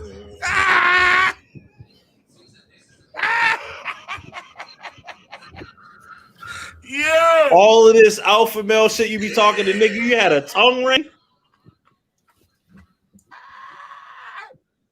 Oh shit. Anyway, so look, wait a minute. My podcast co-host used to have a tongue ring. My sister said, "Yo, look, and tell her he dark skinned. Tell her that too." Oh, the dark skinned niggas lost for. It's gonna be a cold summer. It's gonna be a cold summer. Yo, y'all niggas suck toes. Yo, wait a minute. Nope, wait a minute. You not? No. Fuck that. Let me tell the story. Tell the story before we get into this. All right, so me and bro having a conversation, right? And who was at work? We was at work, and we was discussing a specific person, a friend that we both know. So I know her. I asked my guy over here. I'm like, what's up with it? He looks at me like with that same fucking face that he's making right now. Literally looked at me just like Mind that. you, she's literally 4 feet away from us. She's 4 feet away from us as we having this conversation. I'm like, what's up? You know what I mean? He said, yeah, you know, I hit that. I said, what happened? He said, you know, it stink a little bit, but it was all right. Yo, nigga, when I tell you I almost lost it at what, like, I literally had to walk away for a second, like, to breathe and get myself together because it, like, it stink a little bit, but it was all right. Like, do you even understand? Like, man, you know what it was if you been in that situation. Like, it stink a little bit, but it was all right. Fucking killed me. Like, forgive me, Facebook. Don't block me for saying I died. I died. Me personally. Like, the shit that's funny about the situation is, I mean, Shorty was trying to get me the box before, and I mean, I'm just happy that you went through that and not me. Oh, who are you talking about? Oh, wait a minute. Wait. If I think it's who you talking about. No, it's not. No, it's this not, is a different not. story. This is all right. Never mind. I don't know what you talking about. I know exactly who you're talking about. And that person, I alley-ooped it, and I slapped that shit off the backboard like LeBron. Case down block, bitch. Yep. Well, remember, Tiago Splitter tried to dunk on. I mean, Bron tried to dunk on Tiago, and Tiago slapped that shit. Yeah, it was one of them. I ain't even hold it on the backboard. I let it roll out of bounds. No, yeah, that's funny. Y'all gotta relax. Like, and that's all I'm gonna say about that. I slapped that shit like I was on NBA Street Volume 2. Yo, you gotta fucking relax. Anyway, so we gonna move on from that. No, but now we gonna get back to this. So, Left, Gigi put you out there already, bro. What does that get a tongue ring? Pun said it smelled like that Herpes.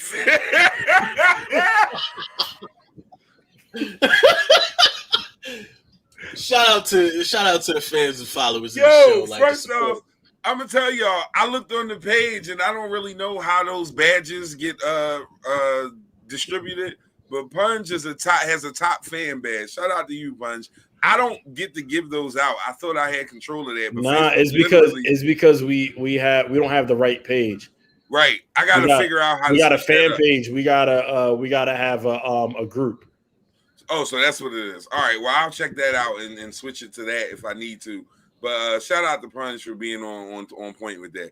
But yes, herpes fish is definitely in the same realm as this particular set of coochie we are discussing right now. But yeah, it stink a little bit, but it was all right. Like, damn, like, and every man on the planet knows exactly what that means. Like we every man has like, you know, I'm here now. Like, what the fuck? Hey, bro, you know what's wild? Like, that's we are. You ever hear the stinky John? You ever hit a stinky John and she squirt and it's kind of like skunk spray coming out? No, I didn't. It's not nice. That's. Oh shit! Right, what the hell just happened? I have not had that happen, sir. And good God, why would you want to discuss that here? Because I might be entitled to some compensation. Oh shit, yo! You leave this bitch crib and you in ShopRite shopping for tomato juice, bitch. Bitch, I need a tomato juice bath after fucking with you. Like, I sprayed myself skunk before. Yo. You just offered me. I got sprayed by a skunk before. Yeah, obviously you did. In more than one way. That's a double. That's obviously a double. You did. That is definitely a fucking double. Oh, wait, you know what's the funniest shit? I promise I'll stop interrupting. You know what's the funniest shit ever? You ever be hitting a joint and then she goes, you know, like the awkward moment when you taking the condom off, so you kind of standing in the corner, and then her legs come down like this, and that shit like burn.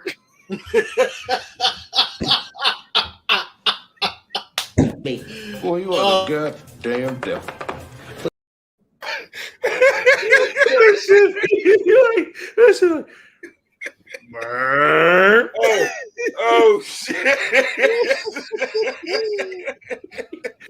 Yo, hey, bitch, you better tell me which hole that air came out of because it smelled like steamed broccoli. Oh shit! Yo, Punch! Shout out to Punch for checking in with us, bro. We appreciate you as always, guy.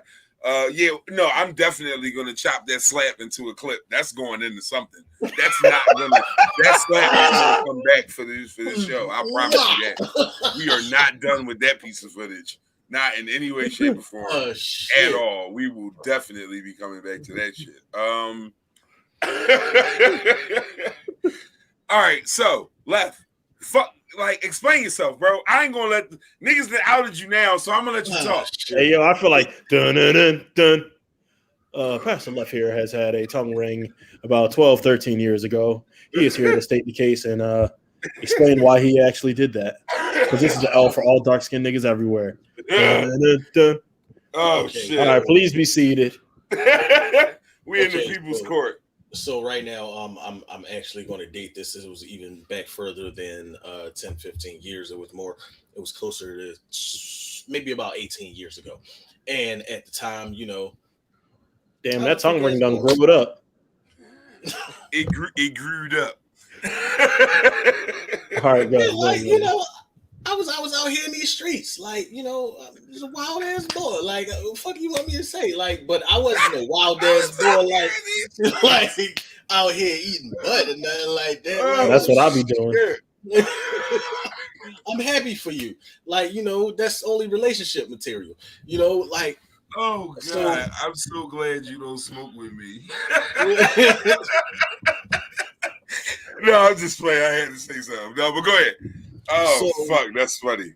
So, in that time in my life, I was out here in the streets. That was a conversation piece. You know what I'm saying? So you could start a conversation easy with, just be talking it. Oh my God, you got it. Yeah, I do. You went that far? I don't gotta say nothing else. Not saying that you're gonna get that treatment, but you thought you was gonna get that treatment, and then you just can I still be the judge? You no. Yeah. I know what it is. Yeah, I know what it is. Yeah, you're a crackhead. Yeah, you're a crackhead. yeah. I know that's I know a crackhead when I seen one. You're a crackhead. You crackhead. I know a crackhead. Shit. No crackhead when I see I know a crackhead when I see one. Let me guess. You didn't lick it, but you smelled it. You a crackhead. Yo, all right. So here's the thing, right? All right. Now, as a man, there was an era when the tongue ring was extremely motherfucking popular amongst women. Yeah, Cisco spearheaded that movement.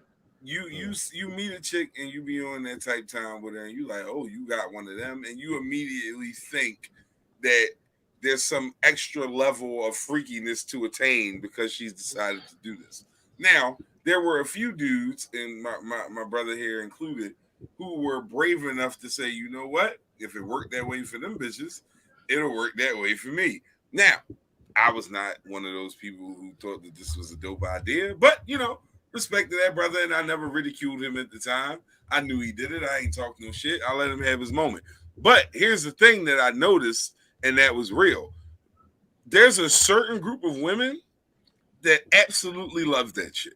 And the brother did well. As a nigga who was who was he did well with the shit. I'm not telling you I agree with it. I'm not telling you I would have did it. But I'm telling you the shit worked. That's what I'm telling you. I'm telling you this shit worked. The night after, all right, the day I got that shit, we go to a fucking party. I'm eating ice the whole night because my fucking tongue is swollen. Pause.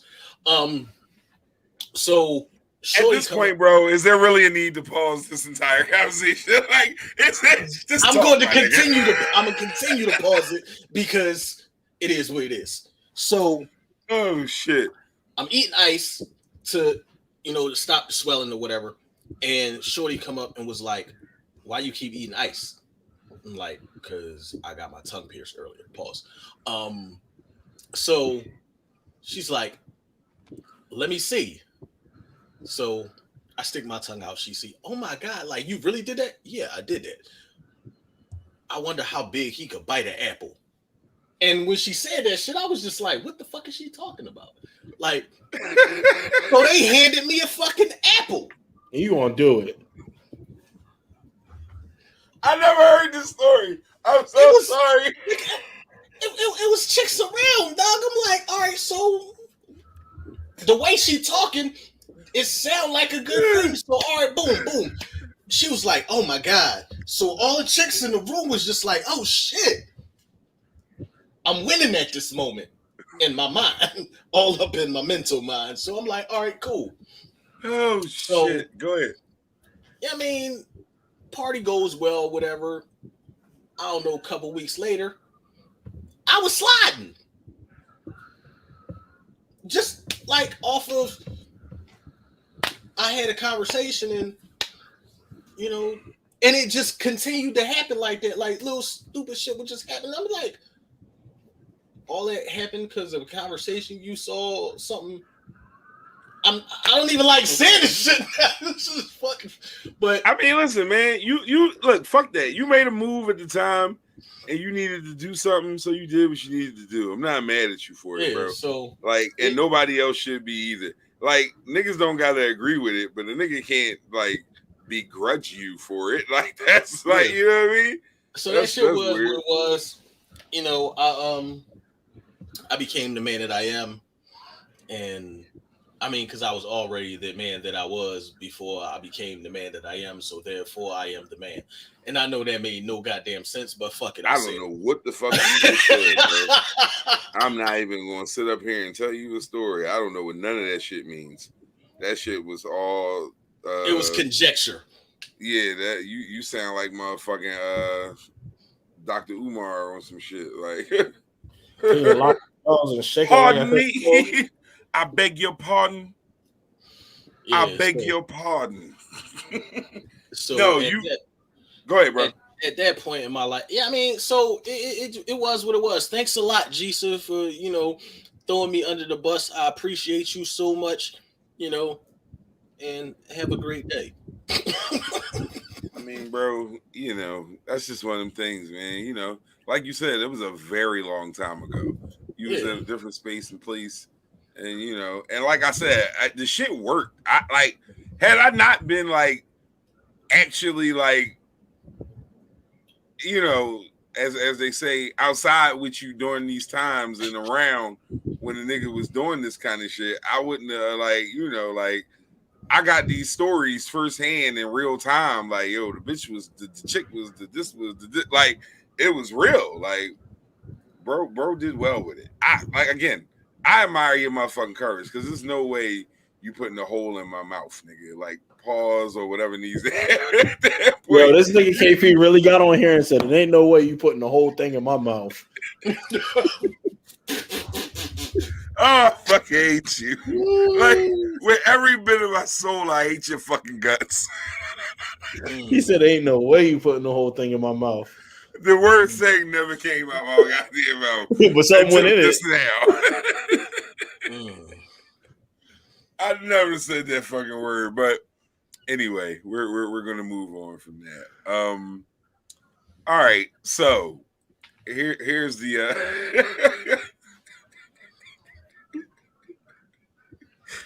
oh God, I fucking hate you, bro. Love you to death, but like can't stand your ass. Why are you looking at his ass, bro? Cause nigga, I'm caked up, double caked up on a Thursday night.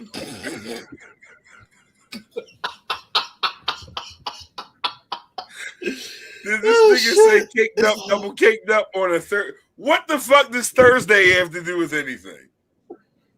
Just to show you what type of time I'm on. On just, but not only on Thursdays. Mm-hmm. Hey yo, on another joint, D Smoke album dropped at 12 o'clock. Okay. Who else drops this week? What other albums we got dropping this week? You know what? Cole got a little EP mixtape, right? No. The song was called EP. The song was called something EP. Okay. He did a freestyle over the Drake right? Pipe Down. Yeah, West Got Gun dropping another joint tonight. The B side. There we go. I knew it was somebody. Joyner Lucas is dropping a song with a Cole feature. Right? Hey yo. Yo, we can say what we want about Joyner Lucas. That nigga put the work in. Joyner Lucas again. Joyner Lucas is not in that Logic bag for me. Joyner Lucas can rap. He just happens to be a cornball. Logic I don't know what to say about Logic. Logic is just awful. That's all I say. Wait, I know I've asked y'all this before. You ever hear that song with it's Juicy J, French Montana, and Logic? That's a lot of bad. Yeah, no, I heard that before. We've had this discussion before. We have. And I've heard the song before too. Yes. It's so bad. It's really bad. You say no to ratchet pussy, Juicy J can't. Juicy J is one of the best producers of all time. I don't care what nobody say. I'm not going to take that away from him. I fucks with Juicy J on the production new.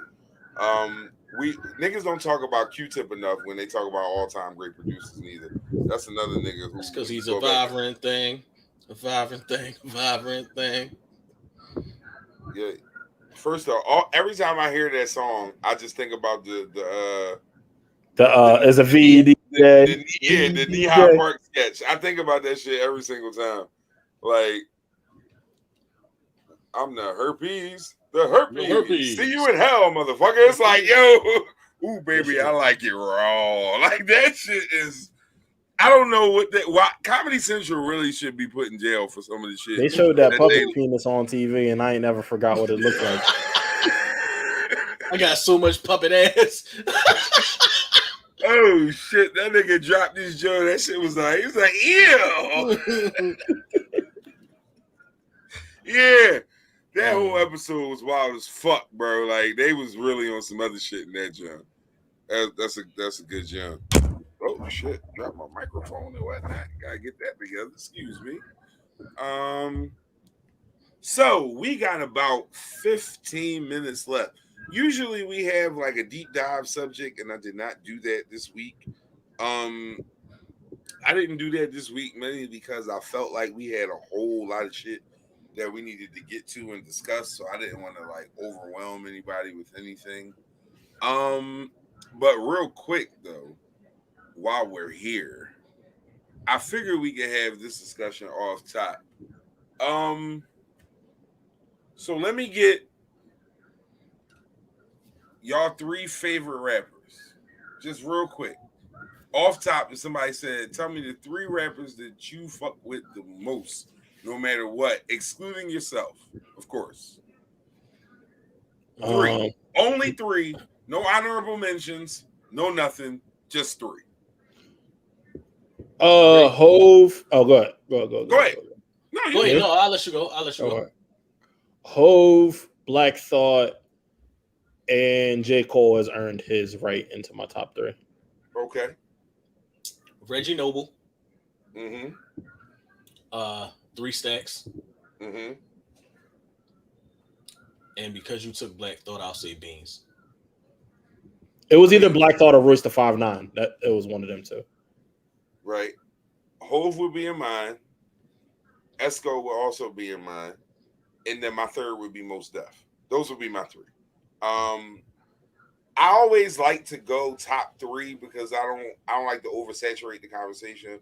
Also, I always feel like that 3rd one is always very random for everybody. Like the way y'all just did that. Like I always feel like the 2 are always extremely solid, and then the 3rd is kind of like I think I want to put this person in here, but I'm not 100% sure. Right. My man Mint said Redman, Black Thought, and Nas. That's a good 3. That's a great 3. I'm not going to say and it's wild because he took one from each of our list. Right. He definitely did that. I don't know. I've always been very partial to Yasin Bey, aka Mos Def. Black on Both Sides might be my favorite. I'm not gonna say might be my favorite. It's easily one of my top 3 albums ever, in my personal opinion. Of course, that's just how I feel. Most just doesn't get enough credit for how amazing of a writer he is. That nigga can write raps in a different sort of fashion. and the way his voice and his projection is just top notch. Like he's absolutely fucking top notch. So you mean to tell me that you dig his voice, like, cause this is what Not his voice that is. voice. You know what I'm saying? No, like, not that. His rapping voice. Ridiculously His That nigga used to work at UPS. Is atrocious. His talking voice is atrocious. I don't ever want to have a conversation with that nigga, but he can rap. He definitely can rap. Yeah, because it's Thugnificent, you know what I'm saying? Like, and I'm out here, I hate Thugnificent, because I like that because because in some ways it's cool, in some ways it's not cool, but it's mostly cool though. Yo, that fucking character or boot, like, man, oh It's man, delicious. Magruder was a fucking he, like, what he did with the first 2 seasons of that show is just like fucking amazing, bro. Like, he was definitely on one with that shit. The only way I want that shit to come back is if they have JD Jr. If Magruder's writing it, I'll watch it. Well, yeah, but also for Granddad. No, I need a full one, bro. I just found one. That's all I saw. Yeah, no, I definitely need I need Magruder, and anything else they do once they get Magruder in there, I'm good. Like, I was not, like, season 4 was poop. Like, why y'all do that? That's the Pretty Boy Flizzy season, right? I believe so, yes. Trash. Yeah, but Magruder didn't write that. Yeah. None of that is Magruder's. Magruder's last year was like Booty Warrior and all that. That was his last. No, I'm saying with Magruder, I don't think anybody should play Granddad other than John Witherspoon's son. Right. I just think they should just. I think Huey and Riley can carry the plot for another season without Granddad. You just gotta, But that's why I want Magruder. That's why I want Magruder though. Like, it has to be him in order to really put the clothes on that properly. Speaking of those we've lost too soon, so we'll close with this and then we'll get final thoughts. We always know that the funniest things are the truth. The best comedians have a skill of detailing things that are real and actually accurate, but making them funny within the flow of that.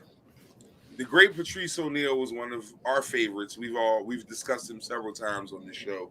Patrice O'Neill was my guy. He was actually like, as far as stand-up goes, there aren't many guys. I think I read maybe Chris Rock, Dave Chappelle. Like, as far as newer era, I'm not talking about like old school Richard Pryor and all that.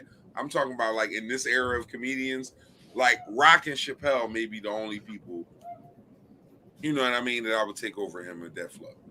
But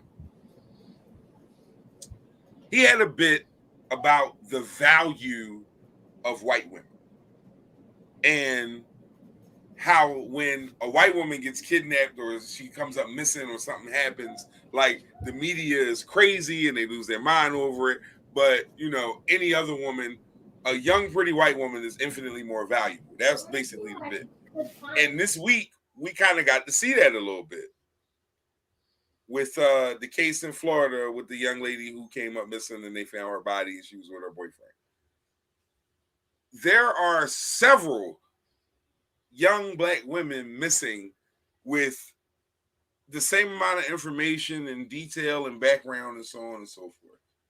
But yet we have not heard a lot of these young ladies' names. But this young particular white woman who has value to these situations has been given a platform. She's been on the Today Show and Good Morning America, and the state troopers have body cam footage and so on and so forth. It's been very, very, very different.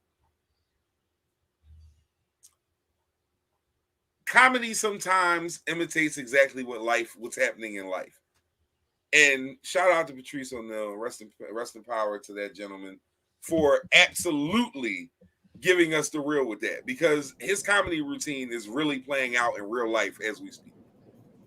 This young white woman who came up missing and is gone is being valued at an all-time level. And we have so many of our young black women missing, unvalued, unspotlighted, and so on and so forth. But, that's just my tangent. Y'all know how I am. I like to bring a little bit of something in just to have that discussion and put that out there. I don't know if you brothers got have any input or opinion specifically on that. Me personally, I didn't, like I don't really be in the news like that. The news is way too depressing nowadays for me. So a lot of times I don't touch on the stuff that's regularly in the news.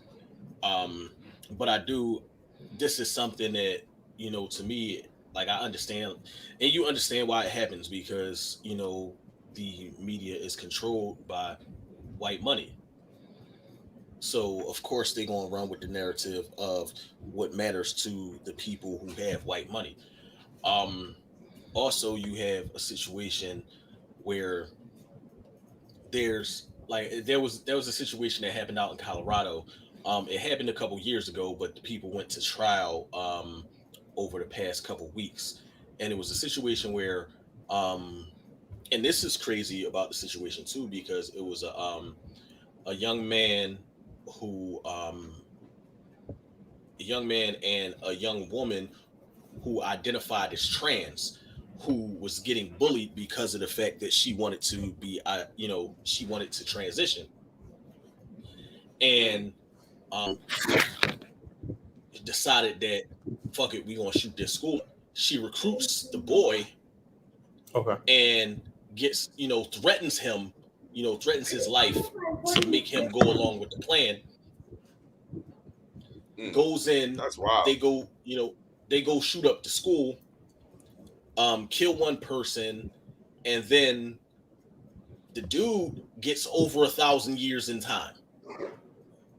Like they sentence him to over 1,000 years. The trans man is and apologized for referring to him in this way or whatnot, but he gets I believe it's 20 something years, but it's eligible for parole in 13 when you were the mastermind of the whole situation. That's crazy. Extremely crazy. And yeah, man. It's a lot of cases of lack of value for certain demographics, and that's just unfortunately that's that's part of the world we live in, man. It's not an okay thing, but it is a real thing. All right. Before I get closing thoughts, I'm gonna say something real quick, and I don't and usually I want feedback from y'all on it, but this right here, I don't even need y'all to say nothing. I just want to say something because I'm proud of us and because I want to acknowledge something. Robert Kelly has been on trial for the past couple of months, and several ridiculous stories and admissions and revelations have come out of that trial. I am so proud that in this particular forum, we have done almost everything we can to avoid having that discussion. This is the first actual Robert Kelly trial conversation we've had right here when it's all been over and it's been months in. This was not by accident. I very purposely did not put these things in our hit list or on our hit sheet, I should say, for us to discuss, because the reality is I just don't have it in me to have this conversation. And I'm going to say it because the trial's over. And no matter what the outcome is, we've been very clear about our standing here on it and how we feel about this gentleman. And hopefully everything will come around to justice being served. But what I want to just commend us for being above the goofy shit. Like, and that's just, I had to, because I thought about it. I was like, damn, it was a lot of times during this last few months where I could have just to have, for the sake of having something to talk about, I ignored that shit. And I'm very proud that we were able, and none of y'all brought it up just within the flow of that natural conversation. We might have talked about R. Kelly with some other things, but it was never about the trial and the goofy shit that came out of it. And even within this little blurb that I'm giving you now, I'm not going into detail because I'm not giving that shit a lot of our energy. But I appreciate us, and I'm thankful that we are able to give content without the goofy shit. So that, yeah, I don't know why I felt like that bothered me, that every week when I went to look for content for us to discuss, R. Kelly was at the top of my feed no matter what I went on. And it was like, damn, y'all really want us to, and I'm not doing it. So salute to y'all for staying off of it, and shout out to us as a unit for rising above that goofy shit. 1 hour and 59 minutes on the dot into this literally anything podcast for the people. We are about to do closing thoughts and shut this shit down for the week. Thank you for joining us. As I tell y'all every week, anybody who has joined us, we appreciate every little second of your time, because you could have been anywhere in the world tonight, but you're here with us, and we appreciate that in our whole voice. Pastor Left, can you give the final you want comment? Me to give the benediction? Yeah, I'm about to say, can you give the benediction so that we can close out? I gotta. Would you like to speak? Would you like to speak, Deacon Prince Dejour, before I? He just made you a deacon. I don't want to fuck. I don't want to fuck the moment up for real. So I'm like, right. I'm quite honestly like not really in the best headspace for real. Listen, out, nigga. You want to talk? Go ahead, Left. Just we will let Left go, and then we'll let you go.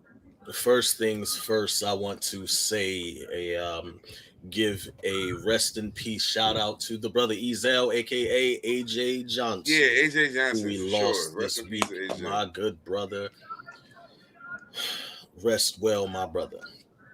So now that all hearts and minds are clear, and as we come to the closing of this week's show, I would like to thank every single one of you for in enjoying and embracing us as a whole as we prepare to depart from this space. My brother Prince Dejour, aka Mr. Hood, D Hood, he raps too, as well on the MIC, and my brother KP, aka Huey Freeman. I would just like to thank you on behalf of the three of us on today at the Literally Anything podcast for the people. Amen, amen, and amen. See, there are three men. Amen, amen, and amen. That was clever. I like that. Yo, what's up? What's on your mind, bro? Talk to us. Light skinned nigga, I'm talking to you. I don't know, bro. I started therapy and everything again. Right. And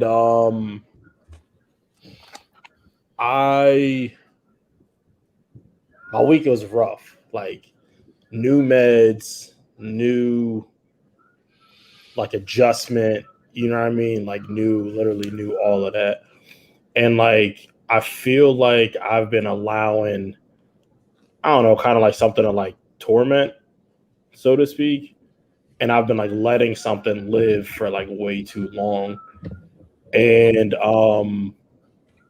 I put it on my private story on my like my close friends on Instagram, mainly because I felt like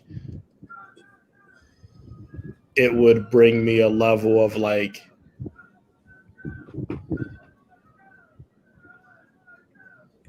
I don't want to say release, but like I mean, but release is probably the best word though. Because after you get that shit out, you definitely feel like some pressure is taken off. Even if pressure is not the right word, you feel like something's different.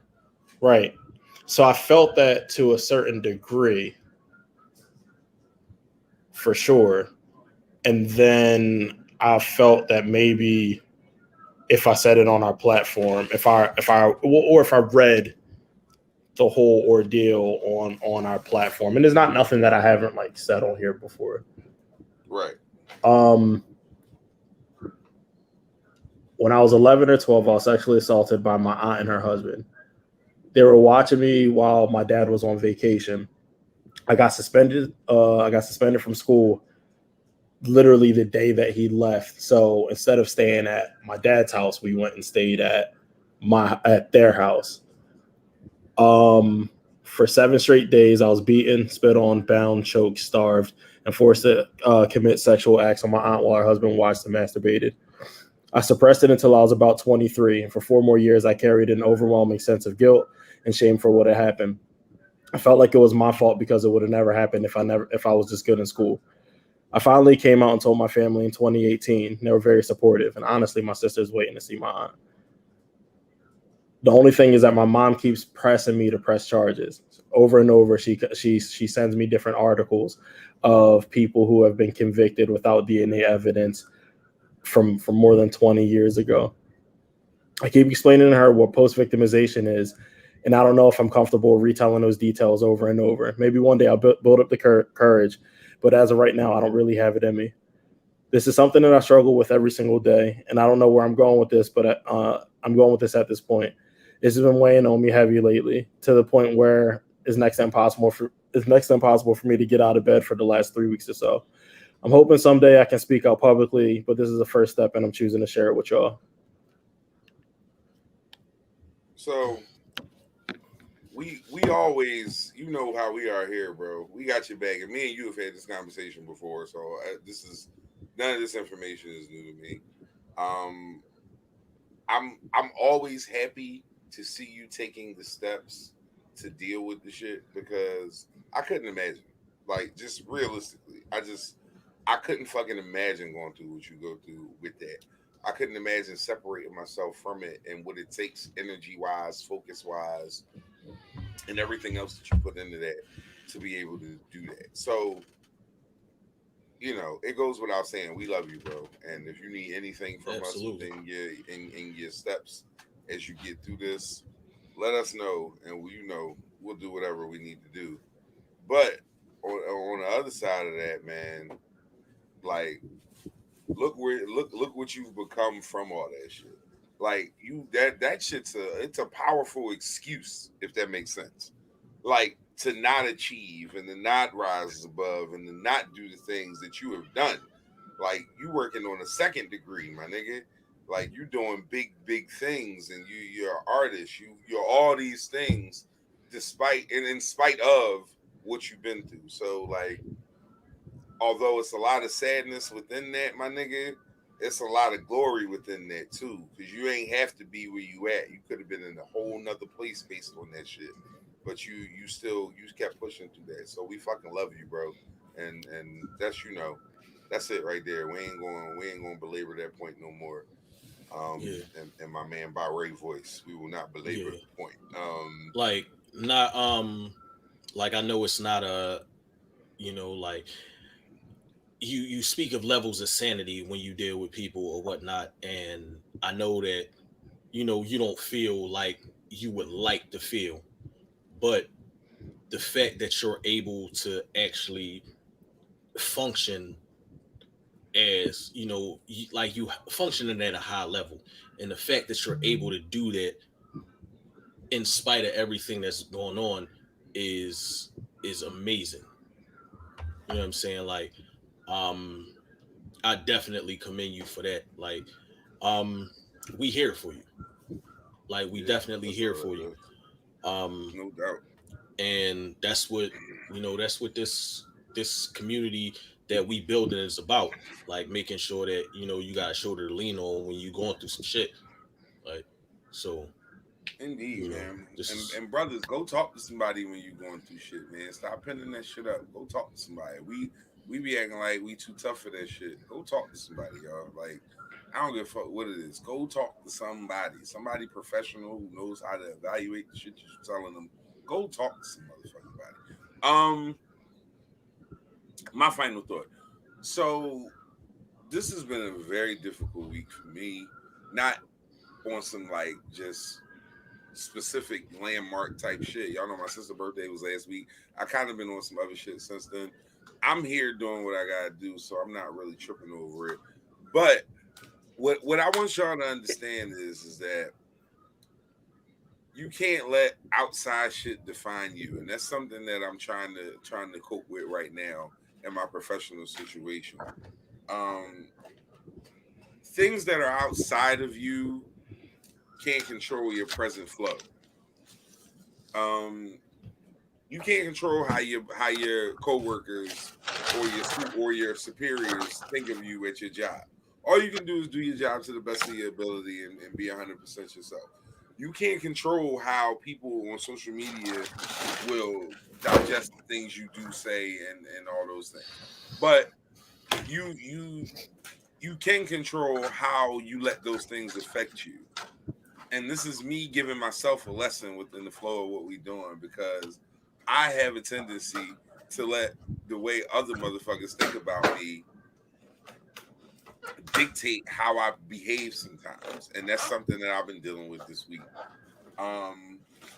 But when I take a step back and really straighten up my shit and get my pen right, I understand that the only thing that matters is what the fuck I make happen. And everything else outside of that is bullshit. So I'm going to continue stepping, and I want y'all to continue to do the same, because what other motherfuckers think don't make you. You make you. And that's just the bottom line of it. It got a little deep at the end, but we do that sometimes if y'all been in this motherfucker. Y'all understand sometimes we go from laughing and cackling and talking crazy shit to getting real deep and having therapy sessions. That's what this is. It's why you love us. It's why we love y'all, because y'all come here and fuck with us and had these moments with us. So the reality is that we here for y'all. We hope y'all here for us. Get with me with that t-shirt information, motherfuckers. I got the black microphone logo in 20. I got the white with the faces and the artwork for 25. I'm only ordering like 20, 25 shirts for this first order. I got to be fair, I have 3 paid for. I have a few more flagged, but not yet paid for. Get in there, give me that money. If you buy a couple, I might even deliver them to you myself. Literally Anything podcast for the people. 2 hours and 10 minutes. This is our show, and we are shutting this shit down. Come join us next week. We'll be here, talking shit, having a little fun, doing what we do. Hey, Hood. So I tried to get the clip of Bitch I Ain't Shit onto here, but I think because I got it from Tidal, it won't let me pull it up. I got to get it off of Spotify and do it, because that was going to be my close for the night, but couldn't get it up. So, it is what it is. We'll get it taken care of. Personal problem, good brother. Why y'all be crying about problems? I'm worried about my album. My middle finger's the doubters. None of these dudes want to squabble. Y'all Looney Tunes, I'm a monster. I let it off like the Contras. Leave your homeboy in the hospice. Finish him. Victory flawless. I'm Walter White mixed with poltergeist. Every bar right, leave you ultra high. I'm Dolomite. You a shoulder height. You a little nigga, and I'm oversized. Yeah, I'm Joe Flack out of Audubon, going 99 on the Audubon. If I want your girl, then your girl's mine. Tearing down the walls like I'm Genghis Khan. Casting couch to a soccer mom, and I'm swinging like a mastodon. That was the part that I had recorded. You get on my fucking nerves, because that's literally the whole verse that I had. We gonna have that audio for y'all. But in the meantime, 7 days from now, 7:30 p.m., Twitch, YouTube, and Facebook will be live. We hope you'll be here. And if not, catch us on Apple Podcasts, Spotify, and all the other places you get your podcasts. This is Literally Anything podcast for the people. The shit comes out a little slurred at the end after I had a few drinks, but hopefully you had a few drinks with me, and it's a little slurred for you too. Have an amazing fucking week. We will talk to you next week. Let me see what I got for y'all. Pull up on me. We out of here. Pull up on me. Pull up on